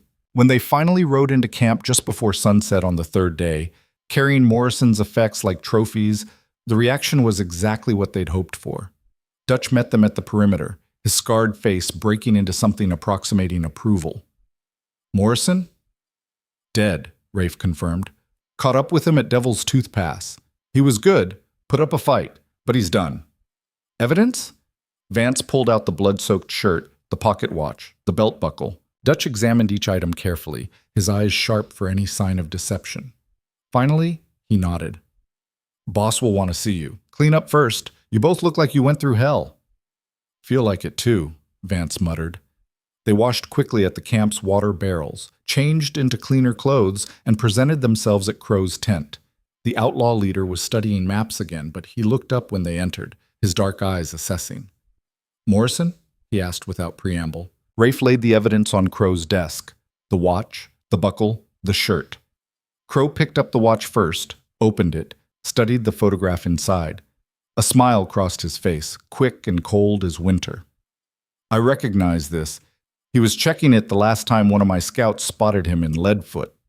Sentimental fool. He set the watch down, examined the other items. "Tell me how it happened." Rafe walked him through the fabricated story, tracking Morrison to Devil's Tooth Pass, the confrontation, the firefight, the final moments. He kept it simple, avoiding details that could be contradicted later. Crow listened without interrupting, his face revealing nothing. "You've done well," Crow said finally. "Both of you. Morrison was the last serious threat to this operation. With him gone, we have breathing room to move forward with larger plans." He stood, poured 3 glasses of expensive whiskey. "You've proven yourselves trustworthy. That means you're ready to hear about the real work." This was it. The moment they'd been working toward, the access they needed. Rafe kept his expression neutral, accepting the glass without comment. "There's a private collection in Santa Fe," Crow began, moving to the map wall. "Belongs to a man named Augustus Whitmore. He's a railroad magnate, made his fortune connecting the eastern networks to western territories. But his real wealth isn't in steel and ties. It's in what he's collected over 30 years of travel. Art, jewelry, rare coins, historical artifacts. Conservative estimates put the collection's value at over $500,000. Vance let out a low whistle. $500,000. That's more money than most men see in 10 lifetimes, Crow finished. And it's sitting in Whitmore's mansion in Santa Fe, protected by private security, but not impossible to penetrate. I've been planning this for 18 months. I have detailed floor plans of the mansion, schedules for the security rotation, and most importantly, I have someone on the inside. He pulled down a different map showing Santa Fe's layout, Whitmore's estate marked with a red circle. The collection is kept in a private gallery on the second floor, climate-controlled, locked, but accessible if you have the right keys and the right timing. My inside contact can provide both, but only if the operation is executed perfectly. When? Rafe asked. 3 weeks. There's a gala Whitmore's hosting for territorial businessmen. Every important person in New Mexico will be there, which means security will be focused on the public areas and the guests. The private gallery will be lightly guarded. That's our window. How many men? 8, including you two. Small enough to move quietly, large enough to handle complications. We go in during the gala, extract the collection, and disappear before anyone realizes what's happened. Done correctly, we'll be 3 states away before the theft is even discovered. It was ambitious to the point of insanity. Breaking into a fortified mansion during a high-profile event, stealing from under the noses of wealthy and connected people, escaping through territory where they'd be hunted by every lawman between Santa Fe and the border. The kind of job that made the Redemption bank robbery look like practice. "What's our cut?" Vance asked. "The collection will need to be fenced, which takes time and connections. I estimate we'll get 40% of value, 200,000, maybe more. Split 8 ways, that's 25,000 each. Enough to disappear forever if you're smart about it." 25,000. A fortune. Life-changing money. Enough to make men do stupid things, take unreasonable risks, betray partners if the opportunity presented itself. Rafe could see the calculation in Vance's eyes, the temptation warring with the mission, greed brushing up against revenge. "I'm in," Rafe said. "As am I," Vance added. Crow smiled. "Excellent. The next 3 weeks will be intensive preparation. You'll learn the mansion's layout until you can navigate it blindfolded. You'll practice with the equipment we'll use, and you'll become very familiar with the collection's contents, because knowing what we're stealing is as important as stealing it successfully." Over the following days, the camp transformed from a casual operation into something resembling a military drill ground. Crow had built a scale model of Whitmore's mansion from wood and canvas, complete with rooms and hallways positioned exactly as the actual structure. The 8-man team spent hours running through the model, practicing entry routes, timing movements, identifying where things could go wrong. Rafe memorized floor plans until he could draw them from memory. He learned that Whitmore's collection included a Rembrandt sketch worth 50,000 alone, a necklace that had belonged to Catherine the Great valued at 70,000, and a set of pre-Columbian gold artifacts that museums had been trying to acquire for decades. He learned the security rotation, 15 men total, working in shifts with blind spots in coverage that could be exploited if the timing was perfect. And through it all, he and Vance looked for weaknesses in Crow's operation, gathering intelligence they could pass to Morrison when the opportunity came. The problem was finding opportunities. Crow kept them close now, rarely letting them leave camp unsupervised. The Three Sisters' meeting point might as well have been on the moon for all the access they had to it. Days passed, then a week, then 2, and they hadn't been able to send word to Morrison about what they'd learned. "We need to get a message out," Vance whispered one night as they lay in their tent. Around them, the camp slept, but neither of them could manage it. "Morrison needs to know about Santa Fe, needs to know the timing. Otherwise, he can't coordinate support." "I know, but Crow's suspicious of anyone leaving camp right now. He's got everyone focused on preparation, doesn't want distractions." Then we create a distraction, something that requires sending men out, something that gives us cover to slip away. They spent 2 more days looking for an opportunity. It came unexpectedly when one of the supply wagons broke an axle 15 miles from camp. Crow needed men to ride out with a replacement axle and help with repairs. Rafe volunteered immediately, and Crow, distracted by final preparations for the Santa Fe job, agreed. The repair took most of a day. While the others worked on the wagon, Rafe slipped away, claiming he was scouting for possible complications. He rode hard to the Three Sisters, left a detailed message under the cairn, Santa Fe, Whitmore's mansion, 3 weeks, 8-man team, collection worth $500,000, and rode back before his absence became suspicious. That night, lying in the tent, he allowed himself a moment of hope. Morrison would find the message, would start positioning resources, would be ready when they needed him. They weren't alone in this anymore. The trap was being set, and Crow was walking straight into it. The final week before Santa Fe felt like waiting for an execution. Crow drove them relentlessly, running drills until movements became muscle memory. The 8-man team functioned like a single organism now, Dutch leading, Rafe and Vance providing support, 5 others whose names Rafe had learned but whose faces all blurred together in the endless repetition. 2 days before departure, Crow called a final briefing. The entire team gathered in his tent, the scale model of Whitmore's mansion laid out like a battle plan. "This is it," Crow said. "Everything we've built, everything we've worked toward, culminates in this operation. Execute it perfectly, and we're rich beyond imagination. Fail, and we're dead or imprisoned. I want everyone understanding the stakes." He walked them through the plan one final time. The team would arrive in Santa Fe separately, pretending to be guests at the gala. Crow's inside contact had provided invitations, forged but convincing. They'd blend with the crowd during the first hour, establish alibis, then slip away in pairs toward the private gallery. The inside man would have disabled specific locks and provided a distraction to pull security away from critical areas. "Once we have the collection, we move quickly but carefully," Crow continued. "No running, no panic. We walk out like guests leaving early, load everything into a carriage waiting on the east side of the estate, and depart at a normal pace. By the time anyone realizes the collection is gone, we'll be miles away." "What about the inside man?" Dutch asked. "He's going to be exposed once the theft is discovered. He'll be compensated and provided with an escape route. That's already arranged. His concern is his own. Ours is executing the operation and getting away clean." The meeting ended with Crow's final words. "Get your affairs in order. Write letters if you have people who matter. Make peace with whatever you need to make peace with. Because after tomorrow, there's no going back." That night, unable to sleep, Rafe found Vance sitting outside their tent staring at the stars. The old gunslinger had the photograph of his wife and daughter out again, studying it in the moonlight. "You think Morrison got the message?" Vance asked without looking up. "I think so. Whether he can do anything with it is another question. We're going into a mansion full of wealthy people with security everywhere. Even with Morrison's help, this could go sideways in 100 different ways. After we get the collection, that's when we move on Crow. While he's distracted with the loot, while his guard's down. We signal Morrison, he moves in with whatever support he's arranged, and we end this." Rafe nodded. It was the plan they discussed in whispers, refined in moments stolen between drills. The Santa Fe job would be the last time they rode with Crow. Win or lose, it ended there. "I want you to know," Vance said quietly, "that working with you these past weeks, it's reminded me that decent men still exist in this world. When Sarah and Emma died, I stopped believing that. Thought everyone was just monsters wearing different masks.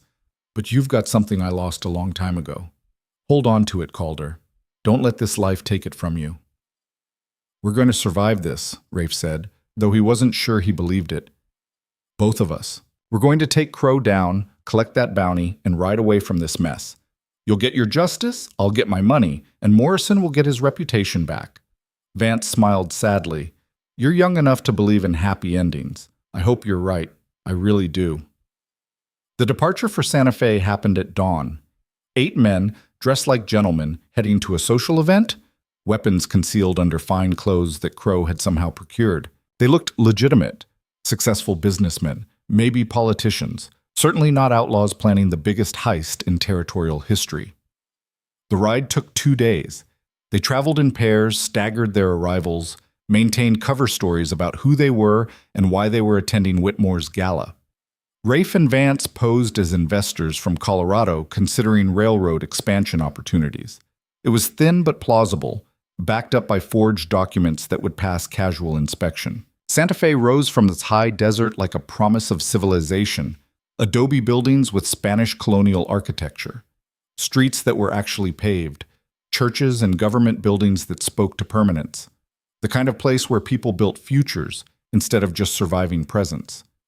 Whitmore's estate sat on the northern edge of town, a sprawling compound surrounded by walls that managed to look decorative rather than defensive. They checked into a hotel under their assumed names, unpacked clothing that was nicer than anything Rafe had owned in his life, and prepared for an evening that would either make them rich or get them killed. Probably both. The gala began at sunset. Carriages lined the road to Whitmore's estate, delivering guests and evening finery. Music drifted from open windows, live musicians. Not the tinny pianos of frontier saloons. Light spilled from every window, and servants moved through the grounds carrying trays of champagne and elaborate food. Rafe adjusted his collar, hating the stiff fabric, missing the familiar weight of his gun belt. The peacemaker was hidden in a shoulder holster under his jacket, concealable but accessible if things went wrong.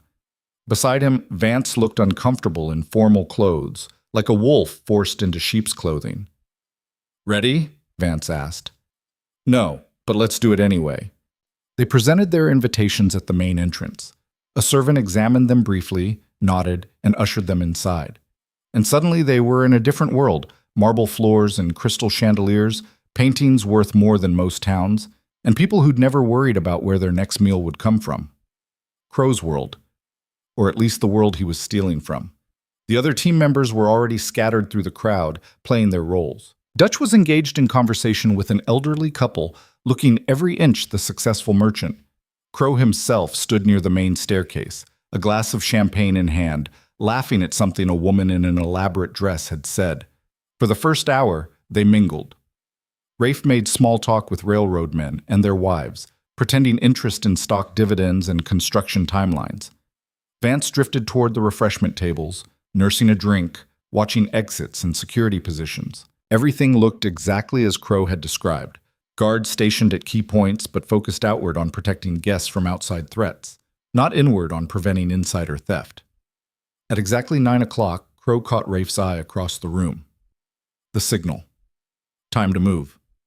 Rafe and Vance drifted toward the main staircase as if simply exploring, two guests wandering away from the crowd in search of quieter conversation. The music swelled behind them, violins and cellos playing something elegant that belonged in this world of marble and champagne. They climbed the stairs slowly, nodding to other guests heading down, their faces masks of casual boredom. The second floor was quieter, dimly lit, with fewer people. Most of the gala's activity concentrated on the main floor and gardens. A single guard stood at the far end of the hallway, positioned near what had to be the private gallery entrance. According to Crow's inside man, that guard would be called away at exactly 9:15 for a fabricated emergency in the kitchens. They had 15 minutes to get into position. Crow and Dutch appeared from a different staircase, timing perfect. Two more team members emerged from a side corridor. 6 men now, converging on the gallery with the practiced precision of soldiers executing a drill. The guard checked his watch, shifted his weight, utterly unaware that his world was about to collapse. At 9:14, a servant rushed up the stairs, breathless and panicked. "Sir, there's a situation in the kitchens. Fire! They need everyone who can help." The guard hesitated for exactly 3 seconds, weighing duty against emergency, then ran toward the stairs. The moment he disappeared, Crow moved to the gallery door. His inside man had done his work. The lock clicked open with a key that shouldn't exist, and they slipped inside like smoke. The gallery took Rafe's breath away. Paintings lined the walls, masters he recognized from books, works that belonged in museums. Display cases held jewelry that caught the lamplight and threw it back in fragments of color. The pre-Columbian gold artifacts sat on velvet in a central case, worked with craftsmanship that predated European arrival by centuries. 500,000 in art and treasure, maybe more, just sitting here for one man's private enjoyment. "We have 8 minutes, Crow said quietly. "Dutch, you and Keller take the paintings. Careful with the Rembrandt. It's worth more than your lives. Vance, Calder, start with the jewelry cases. Everything goes into the bags. Nothing gets left behind. Move." They moved. Rafe worked the display cases open with tools Crow provided, lifting necklaces and rings and brooches that weighed nothing but represented fortunes. Beside him, Vance cleared another case with mechanical efficiency, his face expressionless. The paintings came down from the walls, were rolled carefully, secured in protective tubes. The pre-Columbian gold went into reinforced bags that clinked softly despite padding. 5 minutes. 4. 3. "Time," Crow said. "We're done." Out the side entrance, down the servants' stairs, exactly as planned. They filed out, closing the gallery door behind them, leaving it locked as if nothing had happened. The hallway was still empty, the guards still dealing with the kitchen crisis that would turn out to be nothing but smoke from burned food. They descended the servants' stairs in pairs, emerged into a side corridor that led to the east gardens. The carriage waited exactly where it should, driver holding the horses steady. They loaded the bags quickly, climbed inside, and the carriage rolled away at a pace that suggested guests leaving early, rather than thieves fleeing a crime scene. Through the window, Rafe could see the mansion receding, lights still blazing, music still playing, none of the hundreds of guests aware that they'd just witnessed the greatest art theft in territorial history. "We did it," Dutch said, allowing himself a smile. "Actually did it." "We're not clear yet," Crow cautioned. "We don't celebrate until we're 50 miles from Santa Fe with no pursuit. Stay sharp." The carriage took them to the edge of town where horses waited, their own mounts held by the remaining 2 team members who'd stayed behind for exactly this purpose. They transferred the bags, abandoned the carriage, and rode into the high desert night at a pace that 8 miles without exhausting the horses. Behind them, Santa Fe continued its evening, innocent and ignorant. It would be hours before anyone checked the gallery, hours more before the scope of the theft became clear, hours after that before pursuit could be organized. By then, they'd be ghosts in the vast emptiness of New Mexico territory. They rode through the night and into the next day, stopping only to rest the horses and grab quick meals from their saddlebags. The landscape changed around them, high desert giving way to rougher country, mesa and canyon that provided cover and concealment. Crow pushed them hard, but not recklessly, maintaining a pace that balanced speed against the need to avoid killing their mounts. It was late afternoon when Rafe saw the riders on their back trail. Just a dust cloud at first, but getting closer. He signaled to Vance, who'd seen it too. They rode up next to Crow. "We've got company," Rafe said, maybe 5 miles back, closing fast. Crow turned in his saddle, studied the dust, calculated. Too soon to be law from Santa Fe. Could be bounty hunters who got lucky, could be a posse from somewhere else, could be nothing. But we don't take chances. There's a box canyon 3 miles ahead, good defensive position if we need it. We make for there, see if they're actually following or just traveling the same direction. The canyon was narrow with high walls, good for defense but terrible for escape if things went wrong. They rode in deep enough to be concealed from the main trail, positioned themselves with clear firing lines, and waited. The sound of approaching horses grew louder, echoing off stone walls. Crow signaled for silence, for readiness. 8 riders emerged from around the canyon bend. Not lawmen, Rafe could tell immediately. Not bounty hunters either. These men wore trail clothes and hard expressions, carried weapons like men who knew how to use them. And leading them, riding with the confidence of someone who owned the situation, was a face Rafe recognized from wanted posters he'd studied weeks ago in Leadfoot. Vincent Kane, one of Crow's rivals from the early days, before Crow had consolidated power and pushed smaller operations out of the territory. Word was, Kane had moved north into Colorado, but apparently he'd come back, and he'd brought friends. "Silas?" Kane called out, his voice carrying easily in the confined space. "Been a while." "Vincent," Crow replied, his tone neutral, but his hand drifting toward his weapon. "This is unexpected." "I'm sure it is. See, funny thing happened. I was in Santa Fe 3 days ago, heard about this big gala at Whitmore's place. Heard rumors about a major score being planned, and I thought to myself that sounds exactly like something Silas Crow would do. So I positioned my boys along the likely escape routes, and what do you know, here you are." "What do you want, Vincent?" "What do I want? I want what's in those bags you're carrying. Figure a collection like Whitmore's is worth sharing, especially among old friends." "We're not friends, never were." Kane's smile was cold. "No, but we could be partners. Temporarily. You hand over half the take, we ride away peaceful-like. Everyone lives to steal another day. Or we can do this the hard way, and a lot of people die in this canyon. Your choice." Rafe could see the calculation in Crow's eyes. 8 against 8, both sides armed and dangerous, in confined space where any firefight would be brutal and close. Even if Crow's men won, casualties would be heavy. But giving up half the score, that went against everything Crow had built his organization on. "I've got a counterproposal," Crow said. "You turn around, ride back to Colorado, and I forget you tried to rob me. Otherwise, your men die here, and you get nothing but a shallow grave." "That's disappointing, Silas. I really hoped we could be reasonable about this." Kane's hand moved toward his gun, and the canyon erupted into chaos. Rafe dove behind a boulder as bullets whined through the air, ricocheting off stone walls with sounds like angry hornets. He returned fire blindly, just trying to keep Kane's men pinned while finding actual cover. Beside him, Vance had dropped flat and was picking targets with his rifle, each shot carefully aimed despite the chaos. Dutch went down first, a bullet catching him in the chest. He fell without a sound, blood spreading across his shirt in a pattern that spoke of fatal damage. One of Kane's men screamed as Vance's rifle found him, tumbling from his horse in a tangle of limbs. The firefight was brutal and close, exactly as Crow had feared. In the confined space of the canyon, every bullet found stone or flesh. The sound was deafening, the smoke choking. Rafe fired until the peacemaker clicked empty, reloaded with shaking hands, fired again. Crow fought with cold precision, each shot placed deliberately. He dropped 2 of Kane's men before they could find cover, then shifted position as return fire shattered the rock where he'd been standing.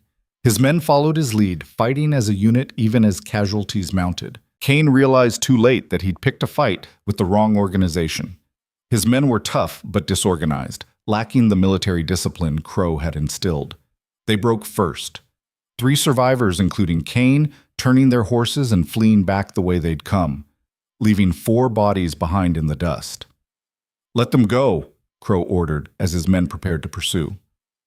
"We need to move. Gunfire travels far in these canyons, and we can't afford to be here when someone comes investigating."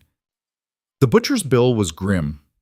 Dutch was dead, along with 2 others from Crow's team. Another man was wounded badly enough that riding would be agony. Of the 8 who'd pulled off the Santa Fe job, only 5 remained combat effective. They took 10 minutes to strip the dead of anything useful, said nothing resembling prayers or eulogies, and rode out of that canyon of death at a pace that punished both horses and riders. They made camp that night in a hollow between rock formations. No fire, guards posted in shifts. The wounded man had stopped making noise, which probably meant infection or worse. Crow sat apart from the others, staring at the bags containing the Whitmore collection like they'd personally betrayed him. Rafe found his moment. He approached Vance in the darkness, spoke in a whisper that wouldn't carry. "This is it.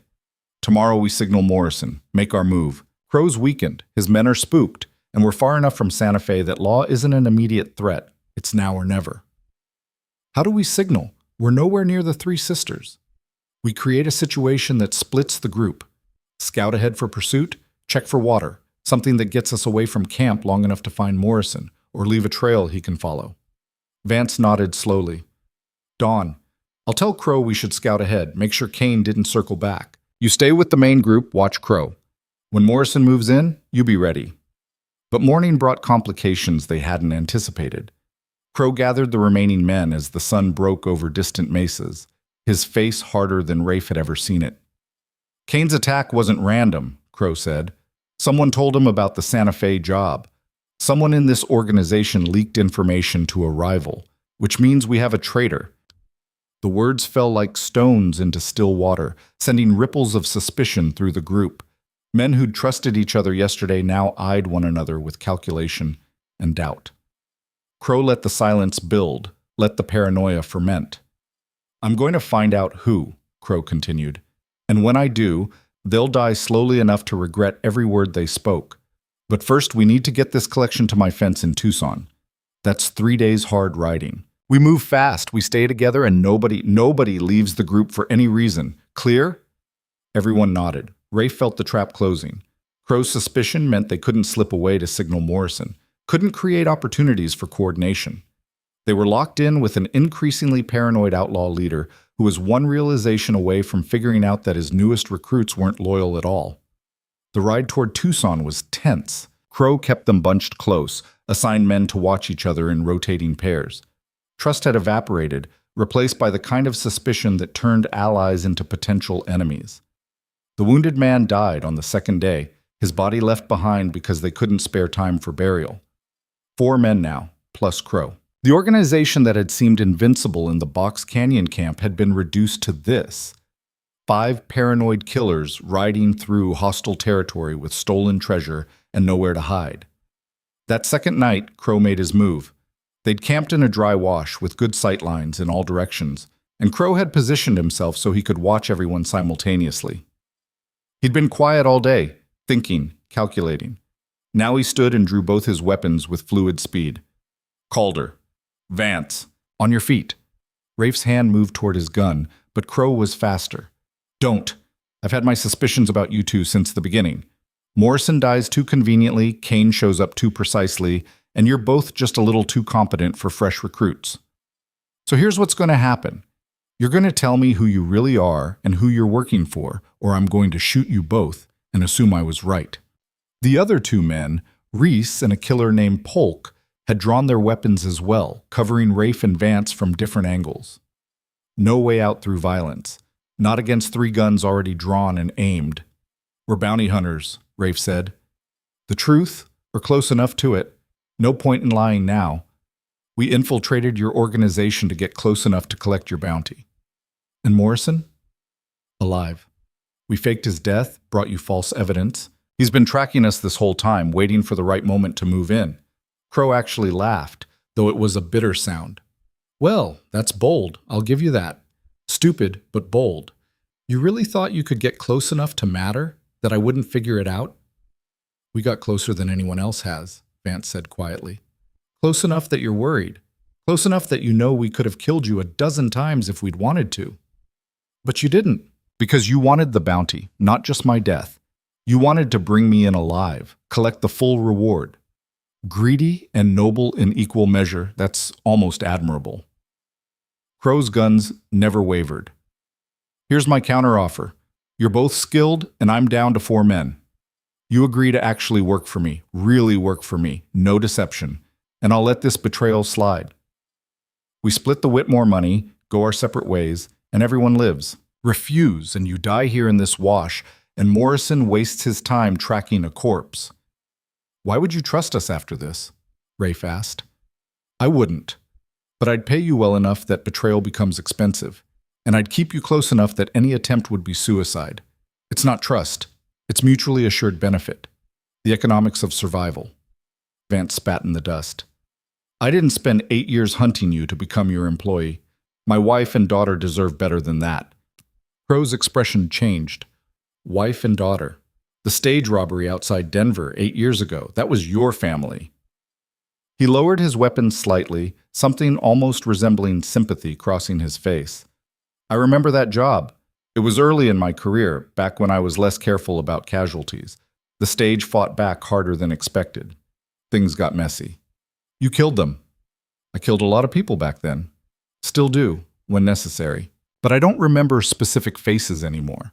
They all blur together, eventually. If it helps, I probably didn't pull the trigger personally. My men handled most of the wet work while I secured the strongbox.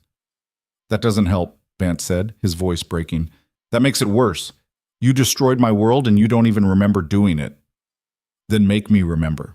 Take the deal.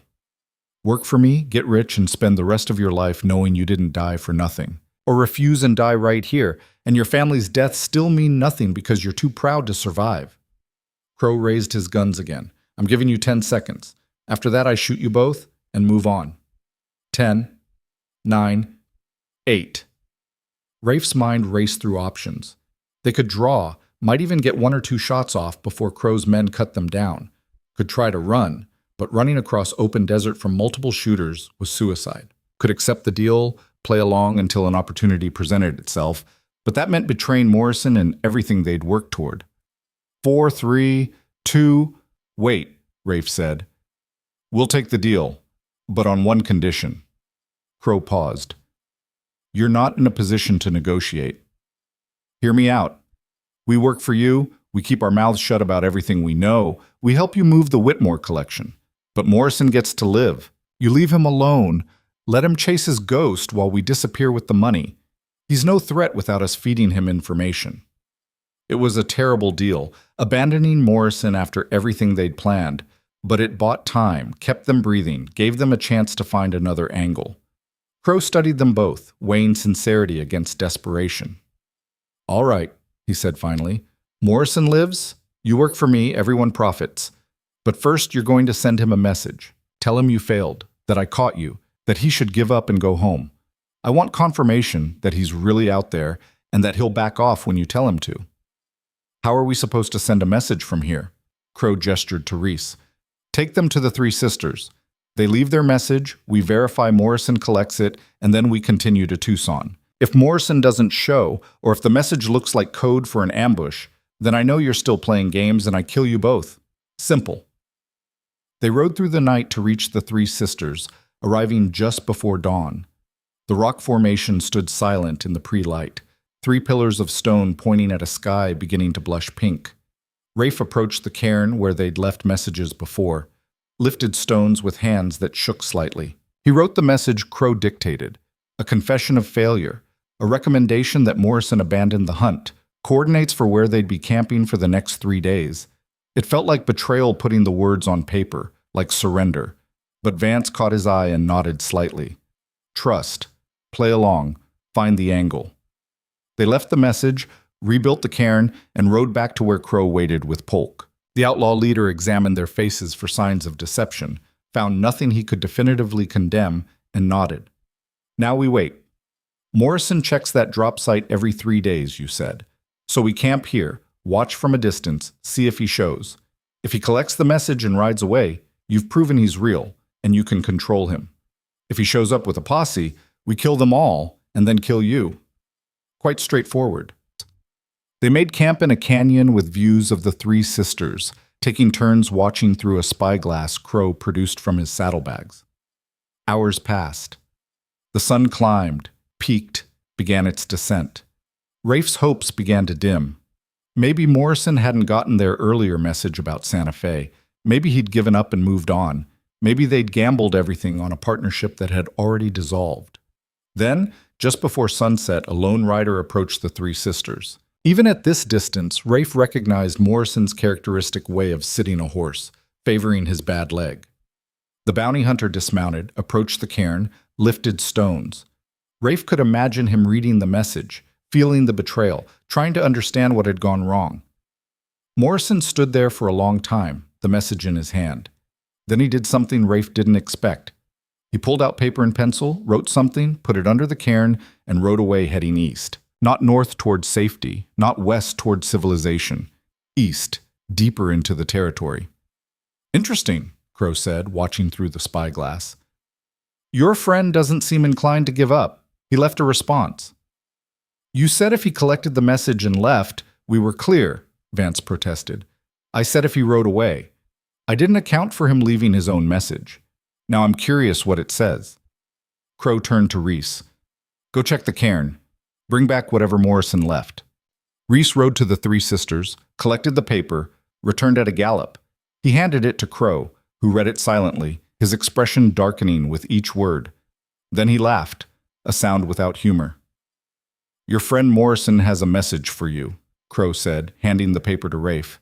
Read it aloud. I want everyone to hear this. Rafe read Morrison's message and his blood turned cold. I know you didn't write that message. Crow has you, probably threatened to kill you unless you cooperated. I'm not riding away. I'm coming for him, and I'm bringing help. Hold on for 3 more days. The law's riding with me now, federal marshals who've been looking for Crow as hard as I have. We're ending this one way or another. Don't do anything stupid, stay alive. Morrison. The silence after Rafe finished reading was absolute. Crow's face had gone completely still, the kind of calm that preceded explosive violence. When he spoke, his voice was soft and terrible. Federal marshals. Your friend just declared war. He turned to Polk and Reese. 3 days. We have 3 days before Morrison arrives with federal law. That's not enough time to reach Tucson, fence the collection, and disappear, which means we need a different plan. What kind of plan? Polk asked nervously. The kind where we turn the tables. Morrison thinks he's clever, thinks he's got us cornered, but he just told us exactly when and where he's coming. So we don't run, we prepare. We set a trap that'll bury him, and every marshal stupid enough to ride with him. And we use our 2 bounty hunters here as bait. Vance tensed. You said we had a deal. We did. Then your friend changed the terms. You see, if Morrison's bringing federal marshals, that means he told them about you two. Told them you infiltrated my organization, provided intelligence, helped set up this ambush, which makes you accessories to every crime I've committed in the past month, including the Whitmore job. The law's not going to thank you, They're going to hang you right alongside me. Crow smiled. Unless you help me kill Morrison and those marshals, then we all disappear together, partners in survival. It was brilliant and monstrous. Crow had engineered a situation where their only path to survival ran through killing the very people trying to save them. The trap had closed completely. What's the plan? Rafe asked, because there was no other question to ask. Crow pulled out a map, spread it on the ground. There's a place 15 miles east of here, narrow pass called Devil's Gate. Only way through the mountains for 50 miles in either direction. Morrison's coming from the east, he'll have to use that pass. We position ourselves on the high ground, wait for them to enter the kill zone, and we end this. 4 of us against Morrison and however many marshals he's bringing. Bad odds, but we've got surprise and position. That's suicide, Polk said. Federal marshals aren't outlaws. They're trained, equipped, and there's always more of them. We kill these and 10 more show up. Then we make sure we kill them all. No survivors, no witnesses, no evidence. We do it clean, we scatter the bodies where they won't be found, and we disappear into Mexico with enough money to live like kings. Or we refuse and spend the rest of our short lives running from the law. Choose. They chose survival because humans always do when death is the alternative. The next 3 days were spent preparing, riding to Devil's Gate, surveying the terrain, positioning supplies and ammunition in spots that would give them maximum advantage. Crow worked them relentlessly, drilling them on fields of fire and fallback positions, planning for a battle that would likely kill them all. Rafe and Vance found a moment alone on the second day, ostensibly checking one of the ammunition caches, but really just trying to find hope in a hopeless situation. We could run, Rafe said quietly. Tonight. Take our chances in the desert. Crow would hunt us down. And even if he didn't, we'd still be fugitives with every lawman in 3 territories looking for us. Morrison's message destroyed any chance we had at legitimacy. So we fight? We actually try to kill federal marshals? Vance was quiet for a long time. We survived the first volley. Let Crow and his men do the shooting. When the marshals return fire, when it becomes chaos, we turn our guns on Crow. End him in the confusion. Then we surrender to the marshals, tell them everything, and pray they believe us. That's a lot of praying for outcomes we can't control. You got a better plan? Rafe didn't. They were caught in a vice with no good options, only varying degrees of terrible. Kill marshals and become the monsters they'd been hunting. Refuse and die. Turn on Crow and maybe survive long enough to explain themselves to law that would likely execute them anyway. The third day arrived gray and cold. Clouds had moved in overnight, turning the sky to lead and threatening rain that would make shooting difficult and escape impossible. They took their positions on the high ground overlooking Devil's Gate, rifles loaded and ready, watching the eastern approach for dust that would signal Morrison's arrival. He came at mid-morning, riding at the head of a column that made Rafe's stomach drop. Not 3 or 4 marshals, 10 of them, plus Morrison, all armed and riding with the confidence of men backed by federal authority. They entered the pass in a loose formation, professional and cautious, eyes scanning the high ground for exactly the kind of ambush Crow had planned. "Wait for my signal," Crow whispered. "Let them get deep into the pass, no way out. Then we hit them hard and fast. Aim for the horses first, put them on the ground where they're exposed. Kill shots only, no wounding. We need this over quickly." Rafe's hands were shaking. Beside him, Vance had gone completely still. His rifle aimed, but his finger not on the trigger. Below in the pass, Morrison and the marshals continued forward, unaware they were seconds from death. Crow raised his hand, preparing to signal the attack, and Vance shot him. The rifle crack echoed through the pass. Crow jerked backward as the bullet hit him high in the shoulder. Not a killing shot, but enough to drop his gun and send him sprawling. For one frozen moment, everything stopped. Then chaos erupted. Reese and Polk spun toward Vance, raising their weapons, and Rafe shot them both. The peacemaker barked twice, center mass shots that dropped them where they stood. Below in the pass, the marshals scattered, taking cover, returning fire at the high ground where gun smoke revealed positions. Vance was struggling with Crow, the wounded outlaw, fighting with desperate strength despite his injury. They rolled across the rocky ground, Crow's hands going for Vance's throat. Rafe ran to help, but bullets from the pass drove him back, the marshals unable to distinguish friend from foe in the chaos. Morrison! Rafe screamed down into the pass. Morrison, it's Calder! Hold your fire! But Morrison couldn't hear over the gunfire, and the marshals were advancing up the slope, laying down suppressing fire that shattered rock and kicked up dust. Rafe had seconds to make a choice. He holstered the peacemaker, raised his hands, and stood up in full view. Don't shoot! Federal witnesses! We're federal witnesses! A bullet whined past his head, close enough to feel. Then Morrison's voice cut through the chaos. Cease fire! Cease fire! The shooting stopped. In the sudden silence, Rafe could hear Vance and Crow still fighting, grunting with effort. He turned to see Vance with his hands locked around Crow's throat, the outlaw's face going purple, his movements growing weaker. Vance, stop! Rafe grabbed the old gunslinger, tried to pull him off. Stop! Let the marshals take him. He killed my family, Vance said, his voice raw. He doesn't remember their faces. He killed Sarah and Emma, and it meant nothing to him. I know, but killing him like this makes you the same as him. Let him hang. Let the law do what we couldn't. Vance's hands loosened fractionally. Crow sucked in air, coughing and gasping. Blood ran from his shoulder wound, but he'd live if he got medical attention soon. The marshals were approaching now, weapons ready, surrounding them with professional precision. Morrison reached them first, his face a mixture of relief and fury. You idiots! You beautiful, stupid idiots! We've been tracking Crow for a week, waiting for the right moment, and you nearly got yourselves killed trying to be heroes. We weren't trying to be heroes, Rafe said as marshals put him in irons. We were trying to survive. Well, you survived, barely. Now comes the hard part, convincing these marshals that you're not outlaws who need hanging. The hard part took 3 weeks. They were held in a Santa Fe jail while federal prosecutors reviewed their case, interviewed witnesses, examined evidence. The Whitmore collection was recovered from Crow's bags, every piece accounted for, returned to its owner with apologies for the traumatic theft. Horace Bly from the Redemption Bank testified that, while he'd been terrified during the robbery, the men had shown restraint, hadn't killed anyone unnecessarily. Morrison testified about the infiltration, the intelligence Rafe and Vance had provided, the risks they'd taken. In the end, the federal prosecutor made an offer: testify against Crow and his surviving organization members, provide every detail about operations and crimes, and receive pardons for their involvement in exchange for cooperation.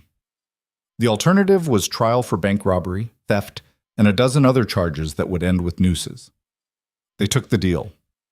Spent 2 more weeks in testimony, walking prosecutors through every crime they'd witnessed or participated in. The Redemption Bank job, the Santa Fe heist, the running firefight with Kane's men. All of it laid out in excruciating detail that guaranteed Crow would hang and his organization would be dismantled completely. Silas Crow was executed on a cold morning in November. Rafe and Vance didn't attend. They'd seen enough death to last several lifetimes. They were in a boarding house in Albuquerque when they got the news, sitting at a table with Morrison, drinking coffee that tasted like ash. Well, Morrison said, it's done. Crow's dead, his gang's scattered or imprisoned, and you two are free men, assuming you can live with the memories. The constable I shot in Redemption, Rafe said. Did he survive? He did. Shoulder wound, healed clean. The deputy took longer to recover, but he's back on his feet. You showed restraint when you could have killed them. The judge considered that when granting the pardons. What about the bounty? Vance asked. Crow's dead because of us. That's worth something, isn't it? Morrison reached into his coat, pulled out a bank draft, set it on the table. $7,000. Collected from 3 different jurisdictions, consolidated into one payment. Federal government takes their cut for the pardons. Legal fees take another chunk. What's left splits 3 ways, if you're agreeable to that. $2,300 each. Not the fortune they'd imagined, not enough to retire on, but enough to start over, to build something clean in a world that desperately needed more clean things. Keep my share, Vance said quietly. I didn't do this for money. Neither did I, Morrison added. This was about justice. Split my portion between you two as well. Call it payment for the hell you went through. Rafe stared at the draft. $4,600. A real fortune now, enough to disappear into the territories or back east to become someone new. But money had never been the point, not really. He jumped off that train weeks ago, hunting a different kind of wealth, the kind that came from knowing you'd done something that mattered. What will you do now? he asked Vance. The old gunslinger pulled out the photograph one final time. Sarah and Emma smiled up at him from faded paper, frozen in a moment of happiness that Crow had stolen. I'm going to Denver, going to visit their graves, tell them it's finished, then maybe find somewhere quiet to live out whatever years I have left. I'm tired, Calder, bone tired. I want to know what it feels like to sleep without ghosts. Morrison? Back to bounty hunting, I suppose. It's what I know. But maybe I'll be more selective about which hunts I take. Maybe I'll remember that there are worse things than failing to catch someone. He stood, adjusted his hat. You're young yet, Calder. Young enough to be something other than what this life tries to make you. Don't waste that. They shook hands. Three men bound together by blood and desperation, separating now because the thing that connected them had been destroyed. Rafe watched them leave, Vance heading north toward memory, and Morrison west toward the next hunt, and he wondered what he would become now that the hunt was over. The money took him east, away from the territories and their ghosts. He rode the trains he'd once jumped from, watched the landscape change from desert to prairie to woodland, changed his name, bought respectable clothes, let his gun hand grow soft from disuse. In a small town in Missouri, he found work as a clerk in a general store, tallying accounts and ordering supplies, and living a life so boring it felt revolutionary. Sometimes, late at night when sleep wouldn't come, he'd think about those weeks with Crow's gang. The bank robbery, the mansion heist, the desperate firefight in Devil's Gate Pass. He'd wonder if he could have made different choices, found cleaner paths to the same destination. But mostly, he remembered Vance's face when he'd put his hands around Crow's throat, the grief and rage finally finding outlet after 8 years of festering. Justice had been done, but at costs measured in sleepless nights and memories that wouldn't fade. The frontier had a way of taking pieces of men and not giving them back, of changing you in ways that persisted long after you'd left the dust and violence behind. Rafe had survived, had even won in some accounting, but the man who'd jumped off that train hunting bounties had died somewhere in those weeks. What remained was something new, something harder, something that understood that the line between hunter and hunted was thinner than most people wanted to believe. A year later, a letter found him. No return address, but the handwriting was familiar. Inside was a single photograph. Vance standing at 2 graves marked with simple stones. Sarah Vance and Emma Vance, beloved wife and daughter. On the back, in pencil, "Thank you. It's finished. May you find your peace as I've started finding mine. E." Rafe tucked the photograph into his Bible. Not because he was religious, but because some things deserved to be preserved, remembered, honored. Then he returned to his clerk's work, to the safe and boring life he'd built, to becoming someone his younger self wouldn't recognize and his current self was learning to accept. The West moved on. New outlaws rose to replace those who'd fallen. New hunters took up the chase. The cycle continued because it always did, because violence and desperation were as much a part of the frontier as sage and sky. But somewhere in that vast landscape, 3 men who'd danced with darkness and somehow survived carried on, changed but alive, looking for redemption in whatever forms it took. The legend of Silas Crow faded slowly, replaced by newer stories about newer villains. His gang scattered to history's margins. The Whitmore collection was displayed in a museum where people could admire it without knowing the blood and terror required to return it. Justice, such as it was, had been served. And on quiet nights when the wind blew right, you could almost believe that the ghosts had found rest, that the debts had been paid, and that a new order written not in law but in will had taken root in dust-swept towns where men tried to be better than the world expected. Almost.